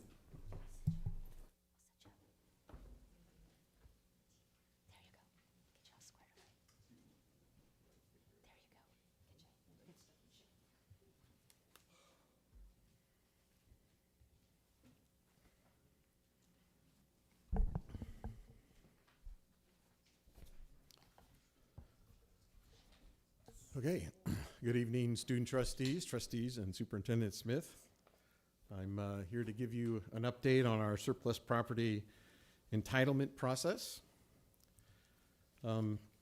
If you'll recall, back when we had a staging plan, when we first entered into the development stage, one of those steps was to create teams or subcommittees that would work on particular issues in the development phase. And one of those teams is the development team, which is responsible for research and pursuing entitlement strategies and oversight on the regulatory compliance and more of the technical side along producing geological reports and biological reports and things along those lines. The other committee we formed was the finance team subcommittee, which is basically the group that'll focus more on the financing, obviously. That'll work, look for funding grants. We'll produce our pro formas and our modeling and make sure that we're able to obtain the financing to fulfill the entitlement scenarios that we come up with. And the primary thing that we're announcing tonight is just to let you know that we have hired LAK Associates, which is the development consulting firm that helped us with phase 1 of our staging plan. They'll be responsible for oversight and management of all the consultants and the reports that we'll be working on when we come up with these scenarios that we'll present to you hopefully in June. And then we've also brought on Brailsfield and Dunleavy, which will be our financial consultant, and they'll be doing the research and helping us find the funding sources, as well as producing those pro formas and funding models for the finance aspect of it all. This is just to refresh you on the entitlement process. This is the timeline that we approved at our last meeting. As you can see, it's divided into 4 separate phases. Some just brief bullet points there as to what each one is. And as you can see, there's a lot of overlap. So essentially, we'll be working on more than one phase at the same time. There's some unpredictability, which is why we need to have a spectrum of months, 18 to 24 months, to fulfill the process. But this is just to sort of remind you about the timeline that we'll be working under. And then this is a reminder just to let you know how school district funding sources work, and that essentially the funding that's going towards the Education Workforce Housing Initiative and the dollars that we were talking about towards spending on the entitlement process are going to be coming out of the right side, which is the facilities fund bucket. And those funds are unlike the general fund on the left side. They're restricted. They can only be used for construction modernization, asset acquisition, and the bullets that you see listed there. And it's also important to point out that the dollars that we're spending on this entitlement process will be reimbursed back to the district as part of the project development budget. So essentially, we will calculate the costs associated with this entitlement process, and we will build those into the developments so that when they're funded, the district will be reimbursed. We're going to go on, continue with our community engagement and collaboration. Keep the community outreach working with our housing newsletter. We'll continue to update our housing page, our website page, and I continually have ongoing meetings with neighborhood association and other associated organizations that express an interest in the work that we're doing. Key partners would be the City of Novato. We're working with them primarily on collaboration and coming up with some ideas what we would do with the adjacent property at the San Andreas. They have a large parcel that's adjacent to the San Andreas property that we're working together on coming up with solutions. Community Action Marin currently occupies the Meadow Park Annex site, so we're in the process of early process of exchanging information and working on collaboration towards how to actually build a child care center into the development of that site. And then the third key partner is the Marin County Free Library out at our Hamilton Air Base properties. We're continuing our ongoing discussions with them, working towards coming up with a shared design and having the county, the library, and our other stakeholders out there participate in the planning, but also in the capital investment that we're going to require at the Hamilton parcels in the future. This is just a quick update on the meetings that are coming up. We have our Community Advisory Committee meeting, which is on March 16th. We'll give them a similar update with maybe a little more detail, because by then our 2 teams will have come up with some preliminary ideas and some progress there. And then on June 23rd, we hope to bring the board some scenarios for you to consider, and I'll be asking for some direction. You know, this is sort of like what we think fits here, a couple options for that site. This is what we think fits over here, a couple options for that site, and I'll be asking specifically for direction at that point so we can go back and refine those scenarios for you. Wanted to just give you guys an update on the Oak Hill apartments. The Marin County Public Financing Authority, affectionately known as the JPA, that we were working with them on a bond guarantor program in partnership with the Santa Fe City Schools and the College of Marin. When the JPA decided to withdraw that offer, they felt that that there were some equity issues around all of the school districts in Marin, and where that bond guarantor program really belonged was with the Marin County Office of Education. So even though, and the Marin County Office of Education is actually a member of the JPA, so they've essentially are in the process of working with MCOE on that particular funding guarantor project. And then I just have a couple other bullets up there that they're moving ahead with the contracting their construction manager at risk, known as a CMOR. They have some issues waiting on some reports to come out of the Department of Toxic Substance Control, but they're confident they're going to be able to overcome those, and hopefully they can start some construction by the fall of this year. And then the rest of that is just some brief summary of the number of units, the size of the project, and how it has a shared infrastructure with some affordable housing elements that are also built into that site. So that's the update on Oak Hill, and I'm happy to answer any questions that you have. Trustee Gasson. Oh, my mic's already on. Sorry about that. Thank you, Derek. And I really like slide 4. I think we keep that one alive when we talk to people, especially when we're talking about cuts and helping them understand where the money's coming from. I think the only thing I'm kind of struggling with, I know you can't do much, but I'm going to ask it anyway, the entitlement process timeline, your estimation, is there any way that that may be less than 2 years?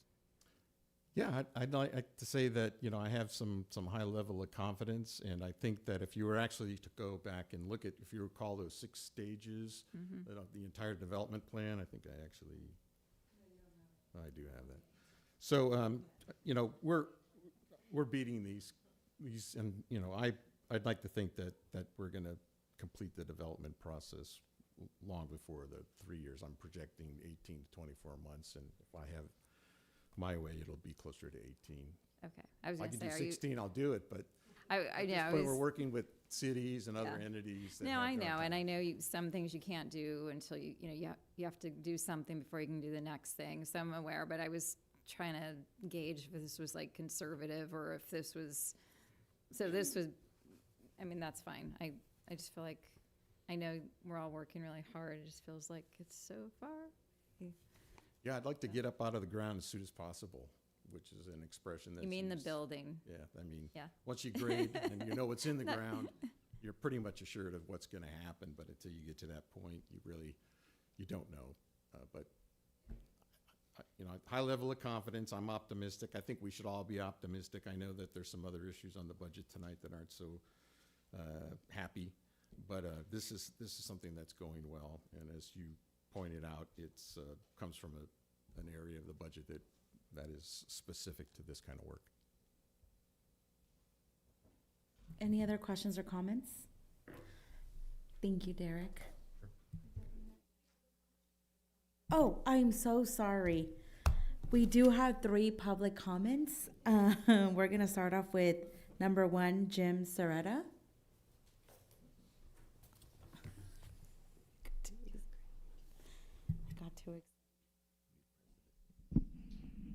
Good evening, everybody. Thank you for the few minutes to address you on this very important project. I'm Jim Soretta.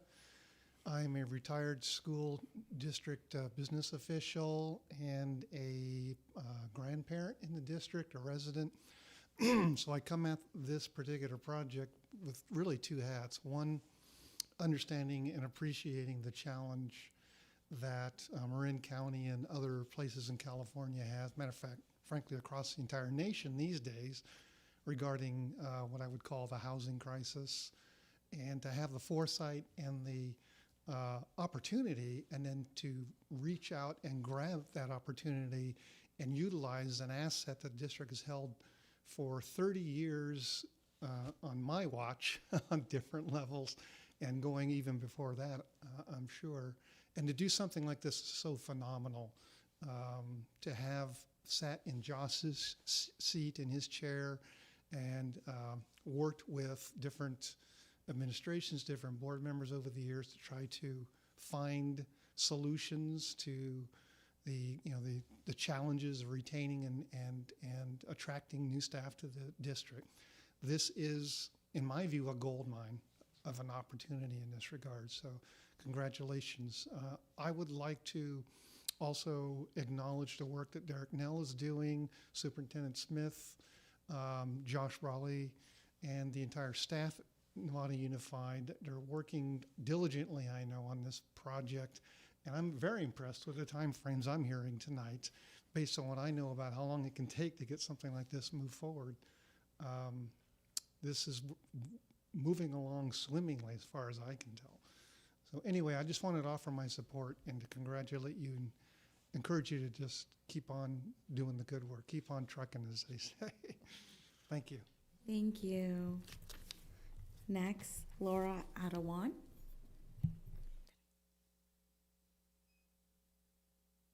Good evening, everyone. I'm Lana Lowen, Director of the Marin County Free Library. And I also want to sing Derek's praises as a great partner in this work, and also the Board of Trustees and Superintendent Smith. I'm here in support of NUSD's efforts to establish workforce housing for our amazing teachers in support of excellence for their lives, and also for our students and families living in Novato. I'm speaking on the partnership efforts between NUSD and the county in both workforce housing opportunities and our shared commitment in exploring a larger and more permanent library facility in Hamilton. Our current library serves community members and the students of Hamilton School and Novato School, Charter School, and is now the 4th busiest library in our 10-branch library system, showcasing the strength of the staff and resources and services in Novato.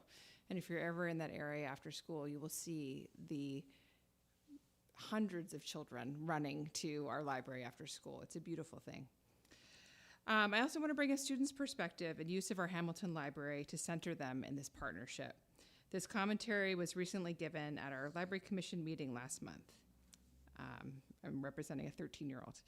I am 13 and I go to 7th grade at Novato Charter School, which is across the street from the library. I came to the library 2 of the 5 days a week they are open. I check out anywhere from 2 to 40 books at a time. I come here on Fridays because I play Dungeons and Dragons with 9 other people. We take up the whole teen section and we are kind of ruckus. Her words. If we were able to have more room or add a conference room or club room, we could have more room and our noise would impact other library, and any clubs could use it and possibly make people have clubs of their own. This is a 13-year-old girl, and I'd love to realize this dream with all of you. Thank you, board. I appreciate the board's support and our continued goal to work together along with moving forward next steps on this project. So thank you.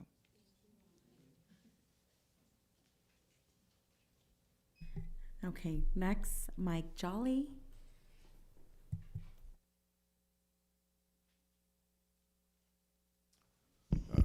Madam President, trustees, student trustees, Superintendent Smith.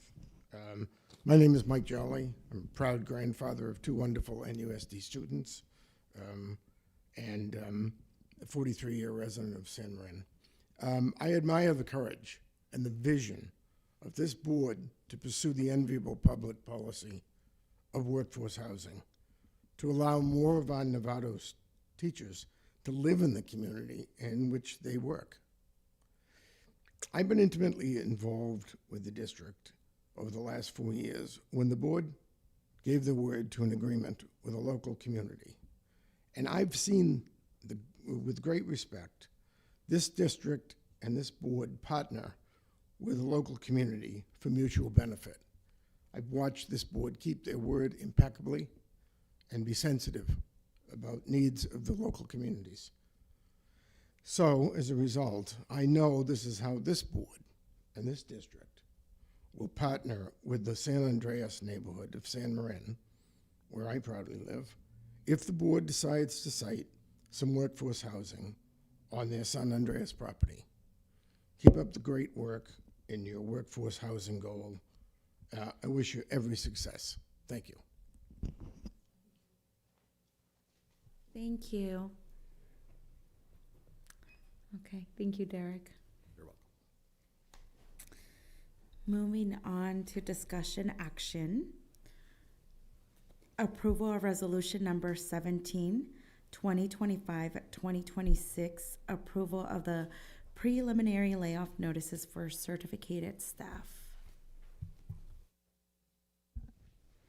Good evening, trustees, sorry, and Dr. Smith and our student board members.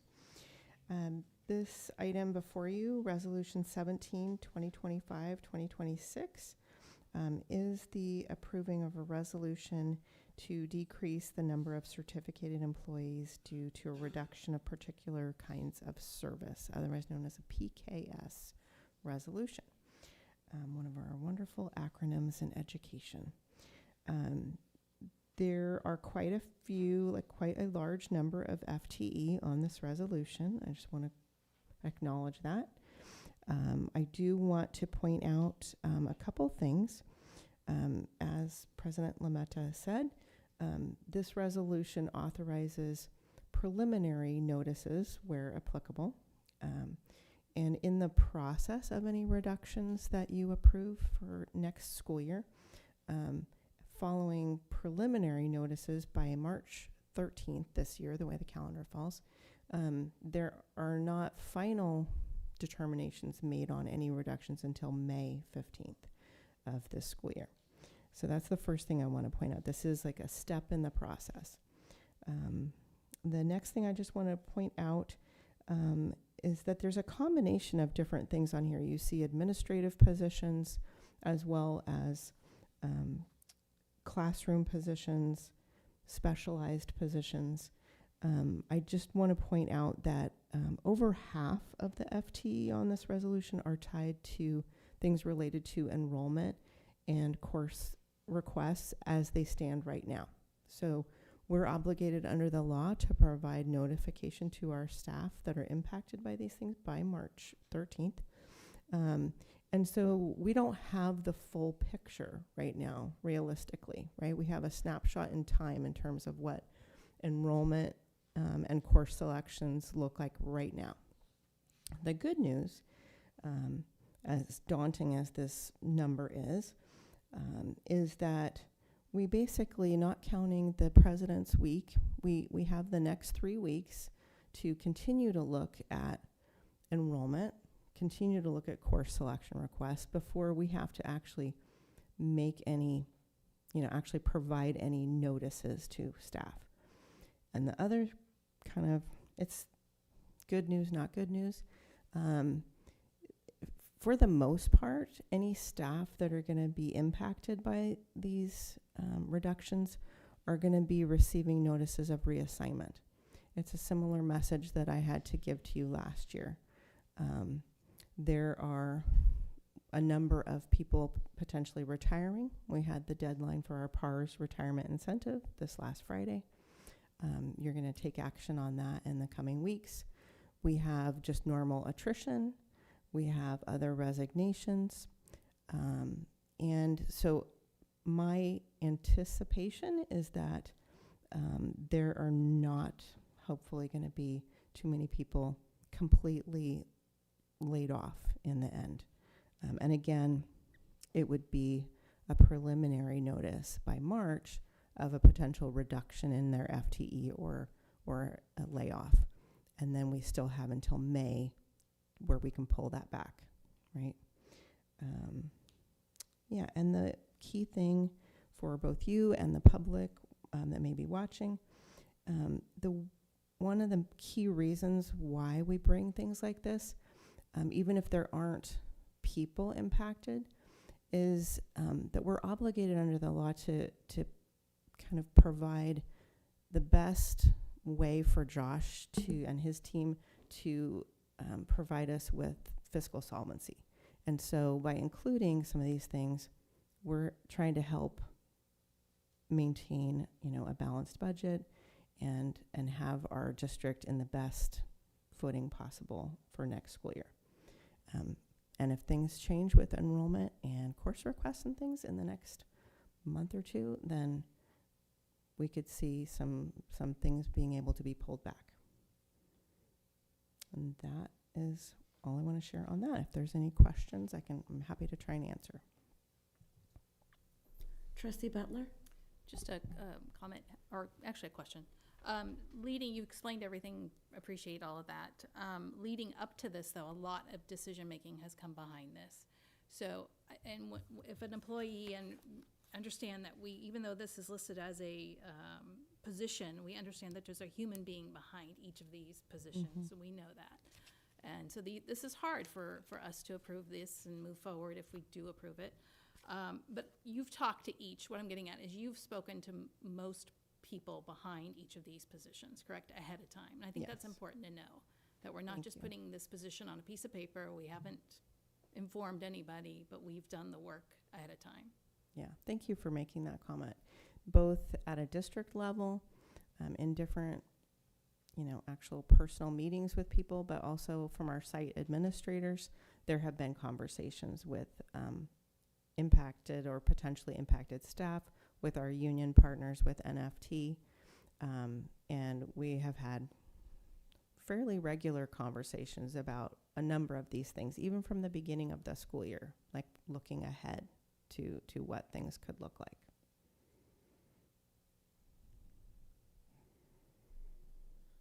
And I also want to thank Josh and Superintendent Dr. Smith for doing roadshows and educating the community about our budget situation. So I really appreciate that. I know that I've attended a few. So thank you. And I mean, it still doesn't make this process easy. Trustee Pickus? Thank you. I echo all of that. And just a question about some of the things on here. So you talk about, numbers and course requests, but things like our multilingual learner coordinator, the need for that is not going away with numbers. Can you talk a little bit about that role? And obviously that role is so important. So this particular position is potentially disappearing, but what is our response as a district to make sure that we're still providing those supports? Yeah, so I can address that in some regard, but we are looking as a district leadership team in terms of a reorganizing and a restructuring of those duties, and looking at what that might look like. We know that the services still need to be provided. They're just going to be having to be provided in a different way. Yeah, you want to say something further? In addition, we are using as much expertise that we already have in-house, and elevating and promoting people to take on some of those leadership roles that will be missing from that particular position around the multilingual coordinators. We are still, looking at federal funding, looking at all these pieces to make sure to ensure that plan is as robust as it can be. And then if I can also say, part of the process, whether it's with certificated staff or classified on the other resolution, there are always further negotiation type conversations as well. It may not be called the same type of thing with our NFT partners, but we still have to talk about where that work is going to go, right? We have to talk about how we're going to still provide services and what that's going to look like. Any other questions or comments? Okay. May I please have a motion to approve resolution number 17, 2025, 2026? I'll move to approve. Thank you, Trustee Mack. I'll second it. Thank you, Trustee Butler. This is a roll call vote. Trustee Alexander? Aye. Trustee Butler? Aye. Trustee Gasson? My mic's doing it again? Aye. Trustee Lametta? Aye. Trustee Mack? Aye. And Trustee Pickus? Aye. 6-0. Thank you. Okay, moving on to approval of resolution number 18, 2025-2026, approval of the preliminary layoff notices for classified staff. Great, thank you again. This is resolution 18, 2025, 2026. As with the certificated resolution, this does direct us to, where applicable, provide a preliminary notice to impacted staff. This resolution, I just want to clarify, rather than bringing two different resolutions at two different meetings, we are combining the types of positions being recommended for elimination. There are both positions that are specially funded, and then there are positions that are coming from the general fund, and so those are differentiated on the resolution. So I do want to draw attention to that. And the noticing process is a little bit different. The specially funded positions technically still, they only require technically a 60-day notice prior to the effective date of that elimination, whereas the general fund positions require a notice timeline under the law similar to our certificated, with a prior to March 15th. For the past couple school years, we have made the choice to just provide all of our notifications to any of our classified staff prior to March 15th as a courtesy to them, rather than having them wait until, potentially the end of April or what have you. And I know that, it kind of doesn't seem courteous to be providing a notice of a potential reduction or layoff, but it is the courteous thing to do, to give people as much notice as possible. With CSEA, there is a specific negotiation process that's required with CSEA. It is called impact negotiations. So, for example, last year when we had some reductions, a pretty significant chunk of our time at the bargaining table, and even given last year was like successor agreement negotiations, so we had a lot of articles to talk about. But even with that, a good portion of our time spending at the table negotiating was talking through, position by position. Where is this work going to go? Who's going to be doing this? Is anybody going to be doing this? And talking through each possible cut that we're talking about. So that is definitely a part of the process. And with these reductions, again, because there's actually quite a few of our classified staff that have applied for the PARS retirement incentive. So as long as that goes through, that will hopefully alleviate the need for a significant portion of staff actually being noticed due to these reductions. About half of the positions or FTE on here are related to enrollment. So we have TK paraeducators on there, paraeducators tied to special education classrooms. And even though it's kind of a nonsensical thing that, like, we always seem to need special educators, and yet, which we do, and yet we still have reductions that we bring.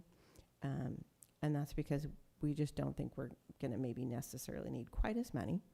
And so with the classified here, the TK paraeducator positions and those special education paraeducator positions, those are in particular tied to the corresponding certificated reductions that we're bringing forward. Again, if things change and we have significant change in TK enrollment and the number of TK classes, things like that, then there may not actually need to be that many reductions. It's all tied to, those are tied to enrollment. Some of the ones under specialized funding make sense to the mind, positions in the bond department. And then there are other things that are just tied to kind of right sizing things based on the staffing that we have. And then a good portion of any particular staff that may still be impacted by any of these reductions, they tend to be people that have been with the district and in different positions prior to the one that they're in, particularly now. And so they have what's known as displacement or bumping rights to either displace into a vacant position that they previously held, or to potentially displace a less senior employee. So again, the hope is that not too many of our staff will actually be receiving a notice of layoff. Are there any questions on this one? And again, we've been having the same types of conversations with all the staff impacted, have had conversations with their principal or with district administration, and we've been in constant conversation with CSEA partners. Thank you. So I was just going to reiterate that, but in a different way. And I think what speaks to how much we try to be thoughtful and intentional is by your explanation about the staff that could have been informed like 60 days before, because we're people and we recognize it's not ideal, but if we can provide some insight into what's going on and giving space for people to make their own decisions and work things out and figure these things out, I just feel better about that as an individual. And I think that it just shows the intent behind leadership and the staff that we have that's doing this work. And so thank you for that, and being available to explain. Actually, all of you guys, Josh too, with the financial side. Thank you. Okay, any other questions? I can make a motion. Thank you, Trustee Gasson. Thank you, Trustee Butler. Okay, this is also a roll call vote. Trustee Alexander? Aye. Trustee Butler? Aye. Trustee Gasson? Aye. Trustee Lametta? Aye. Trustee Mack? Aye. Trustee Pickus? Aye. 6-0. Thank you. Okay. Approval of Novato Unified School District proposal of negotiations with the Novato Federation of Teachers for 2026-2027. All right, this item here, under Government Code 3547, because we are a public employer, California law requires that we present in our board meeting ahead of time, ahead of negotiating, what our intents are to negotiate with our partners, and they present they're called reopeners, or sometimes people refer to them as sunshine items. And so what you have here is both the district's proposal for articles as well as NFTs. I do want to just draw attention, we are negotiating during the 25-26 school year, but just to be clear, we are negotiating ahead. So unless there's like an MOU or something that we agree to like happen in this school year, the things that we're negotiating with NFT are for the effective in the 26-27 school year. Their reopener refers to the 25-26 school year, but that's just when we're actually coming to the table. And then I just wanted to also draw attention, part of our agreement with NFT last year, we did not get to like conclude our conversation, if you will, about on Article 6. And so we agreed as part of our tentative agreement with them last year that we would like automatically roll that forward.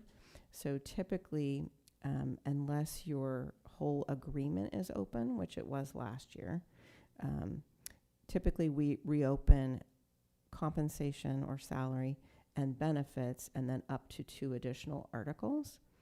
But we agreed at the table last spring that we were going to just roll forward Article 6. So that's why our reopener actually lists 5 articles.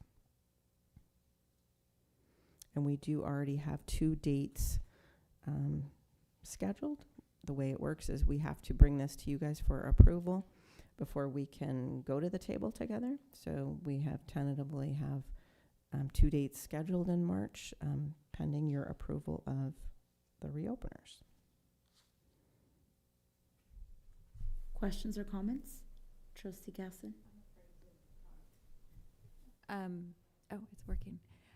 So I understand that they just made a typo, but when we do if we do the motion, if we can just add that just to be specifically clear.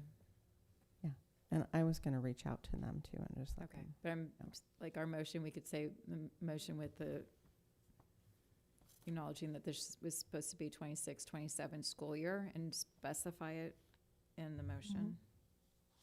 And I can make that motion unless someone has questions. You know, so sometimes we'll make a motion with the changes. So motion with the acknowledging it's for the 26-27 school year.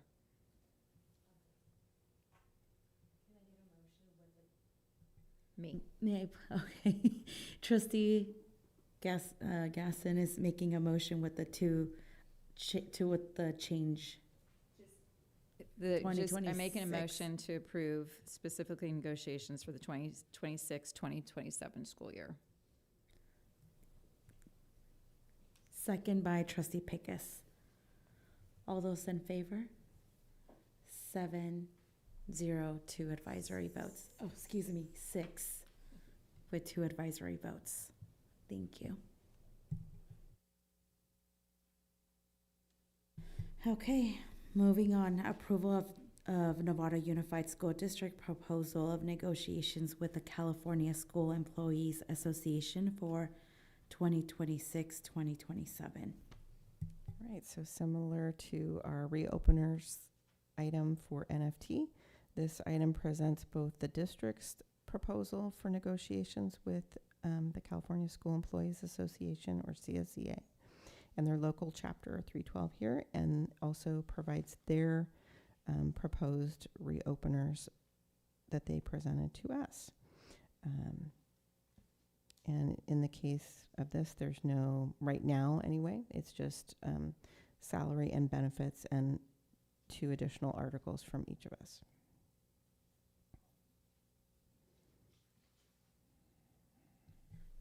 Questions or comments?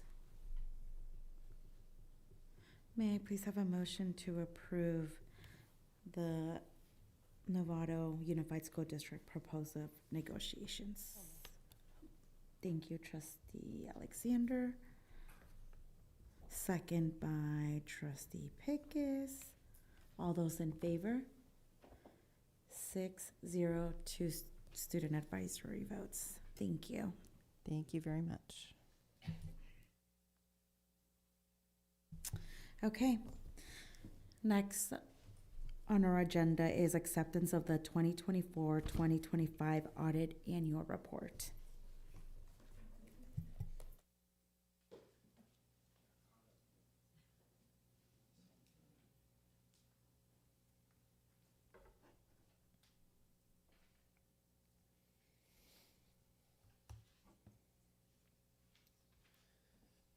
All right, we're going to go over the 24-25 audit.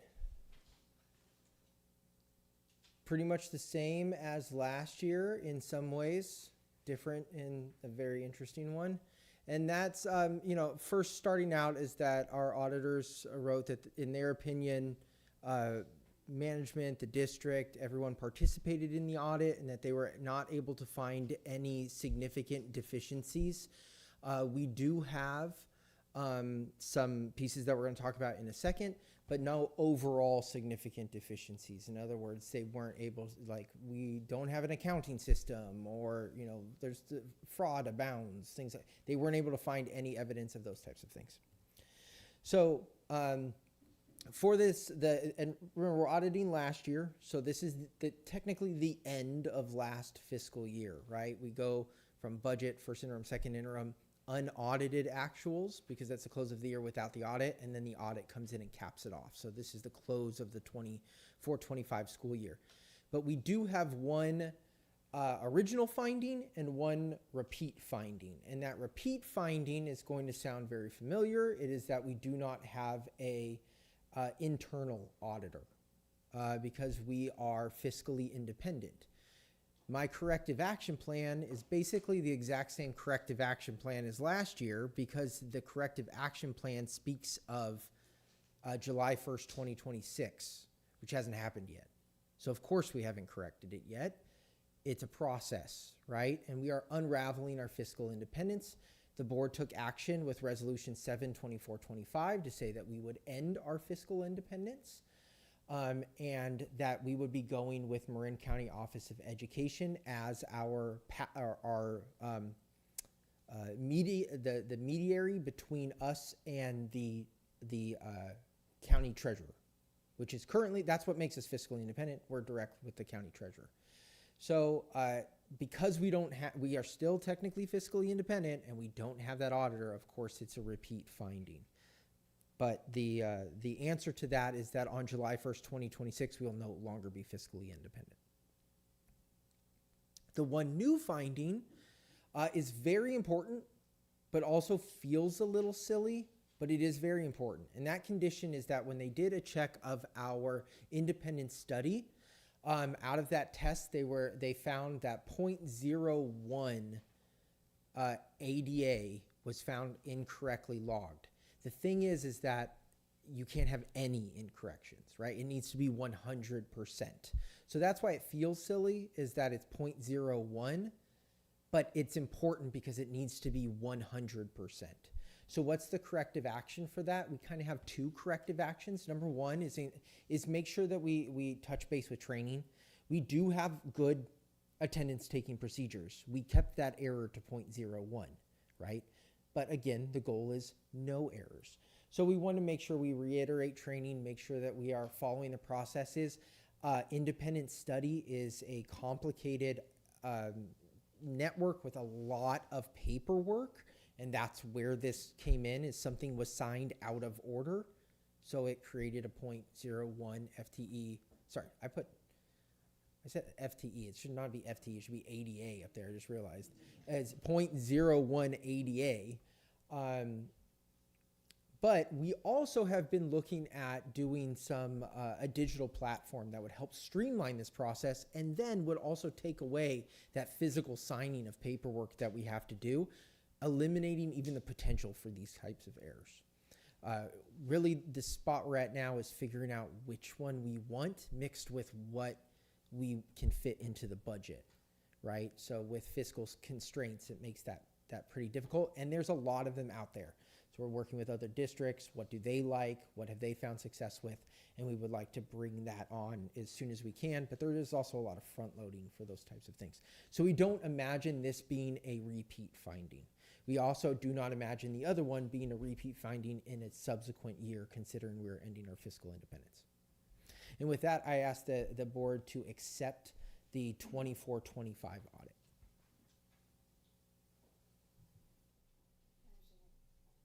I have a comment, though, which I know you heard last night. So when I saw this, and then I was at the budget meeting, this was another example of how, I mean, if we didn't have to worry about ADA, this wouldn't even be an issue, and that this is more work that our staff's doing. I mean, there should still be an independent study if students are gone for a period of time, and we should be doing best practices, but it just created an awareness for me that yet another example of work and time and process that could be better spent elsewhere. And if we just had, this is how many students we have, and this is the amount that you get versus counting days and all of that. So I just wanted to make that statement about that. The other piece, although now I'm not so sure I care, but I personally thought it would be good to have an awareness of exactly what has to be done, and if there was a way to show us what transpires to make that happen, just how much paperwork is it or whatever. I was thinking forward as to resolving this requirement or how complicated, just so I had a personal understanding. But if we're going to look at a different platform that will alleviate the need for or make it easier for our staff, because I really feel like it's human error too. So I don't know. I walked in tonight thinking if you could show me kind of what they have to go through so I could have a better overview and understanding so I could articulate to someone about this. But if we're going to look at a system that automates it, then maybe that's not so important. Might be good to understand it, just all the different pieces, because that would be rolling into whatever system we might be purchasing, like all the different steps. It's complicated.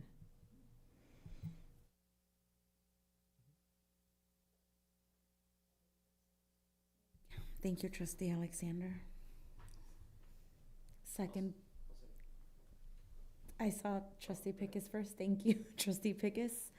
All those in favor? 6-0 with 2 student advisory votes. Thank you. Okay, moving on. Approval of annual audit and bond audit services contracts with Siobhan and Associates LLP for 2025-2026. Yes, absolutely. And, right on the back of completing that audit, that also completes our contract with Christy White and Associates. I know Trustee Jacobson would have really liked to be here for this presentation.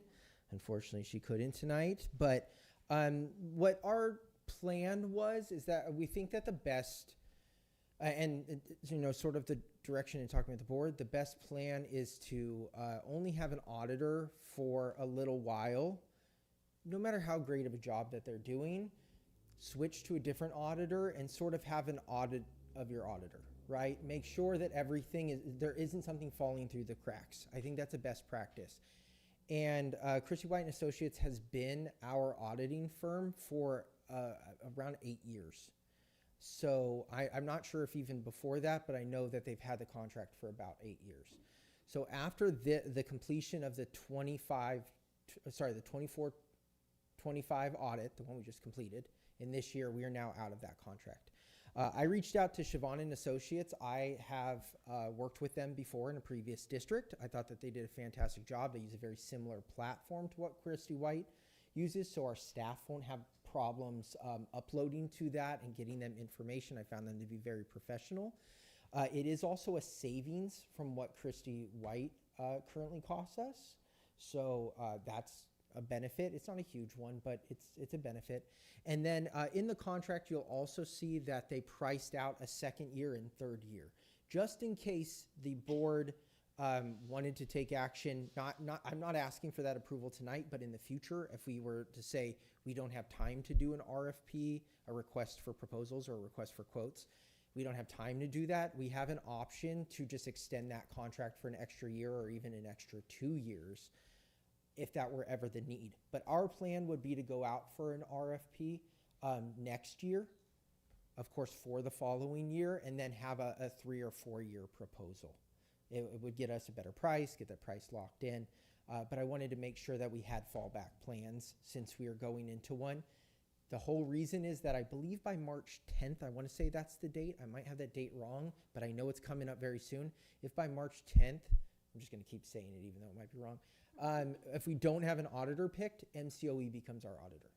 So we want to make sure that we are not having that sort of relationship with MCOE. Let's leave them as our county support and not as our auditor. And with that, I ask for approval of the contract for Siobhan and Associates, and they would do both our bond and our regular general end of year audit. We do have a comment or question. Sorry, Trustee I know. Gasson. I didn't send this in advance, but I was reading through this and I got stuck. I thought I was really smart, and then I realized I don't understand. The 28, what is the district audit versus a single audit? Like, what does that mean? I thought So the each year, well, I should say each year. I shouldn't say each year because it's not every year. But what'll happen is that you'll have a specialized program that will then have to be audited. And so they have to do extra work within that specific piece. ELOP being an example. So when ELOP was first audited, that would be considered a single audit because they say you got to do your regular audit, but then you also have to do extra auditing of this specific program, almost like you're doing its own mini audit. Okay. And they check all aspects. Then going forward, the year after that, they look at ELOP as just another resource and it gets built in. But sometimes for first years of programs that they're auditing, it becomes a really big project.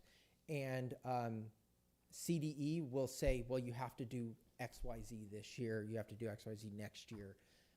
Right now, like this year, I don't believe we had a special added on. So it's not every year, but it is most years. Okay, so for right now, then it's combine the 32 and then 12 for the bond. Yes. Okay. So if no one else has questions, I'm good to make a motion for approval. Thank you, Trustee Gasson. Second by Trustee Butler.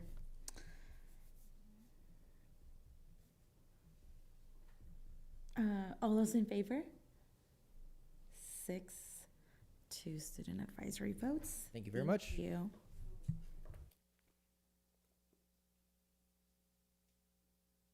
Okay. Next, review and approve board policy and administrative regulation updates in the 1000 Community Relations Series 2 first readings. Thank you. Tonight, I'm bringing forth Board Policy 1445 and Administrative Regulation 1445, Response to Immigration Enforcement. And the purpose of this item is to get the district in compliance with the California Attorney General's 2025 model policies for responding to immigration enforcement actions. And so Board Policy 1445 affirms the governing board's commitment to providing a safe, welcoming, and inclusive educational environment for all students, families, and staff, and regardless of citizenship or immigration status. The policy prohibits district staff, except as required by law, from collecting or disclosing information related to a student or employee's immigration status, granting voluntary access to non-public areas of district property, or assisting with immigration enforcement activities. It also reinforces protections against discrimination, harassment, intimidation, and bullying based on actual or perceived immigration status, consistent with existing non-discrimination policies. And the administrative regulation provides detailed procedures for district staff when responding to requests from immigration enforcement agencies. These procedures include requirements for documentation, notification of parents, guardians, and employees, consultation with legal counsel or the superintendent and designee, and strict limitations on access to students, records, transportation, and non-public areas of district property. The regulation also outlines steps to follow if immigration enforcement is present on a school site, ensuring alignment with the district's comprehensive school safety plans, and includes guidance for supporting students and families in the event of a parent or guardian is detained or deported. And so I'm asking that the board accepts as the first read of AR 1445 and Board Policy 1445. Questions, comments? Just to, in your cover, we have 5145.13 currently. Yes.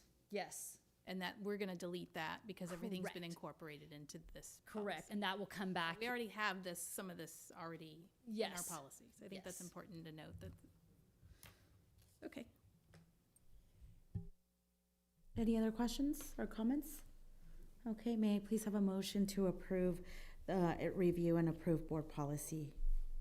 First by Trustee Mack, second by Trustee Pickus. All those in favor?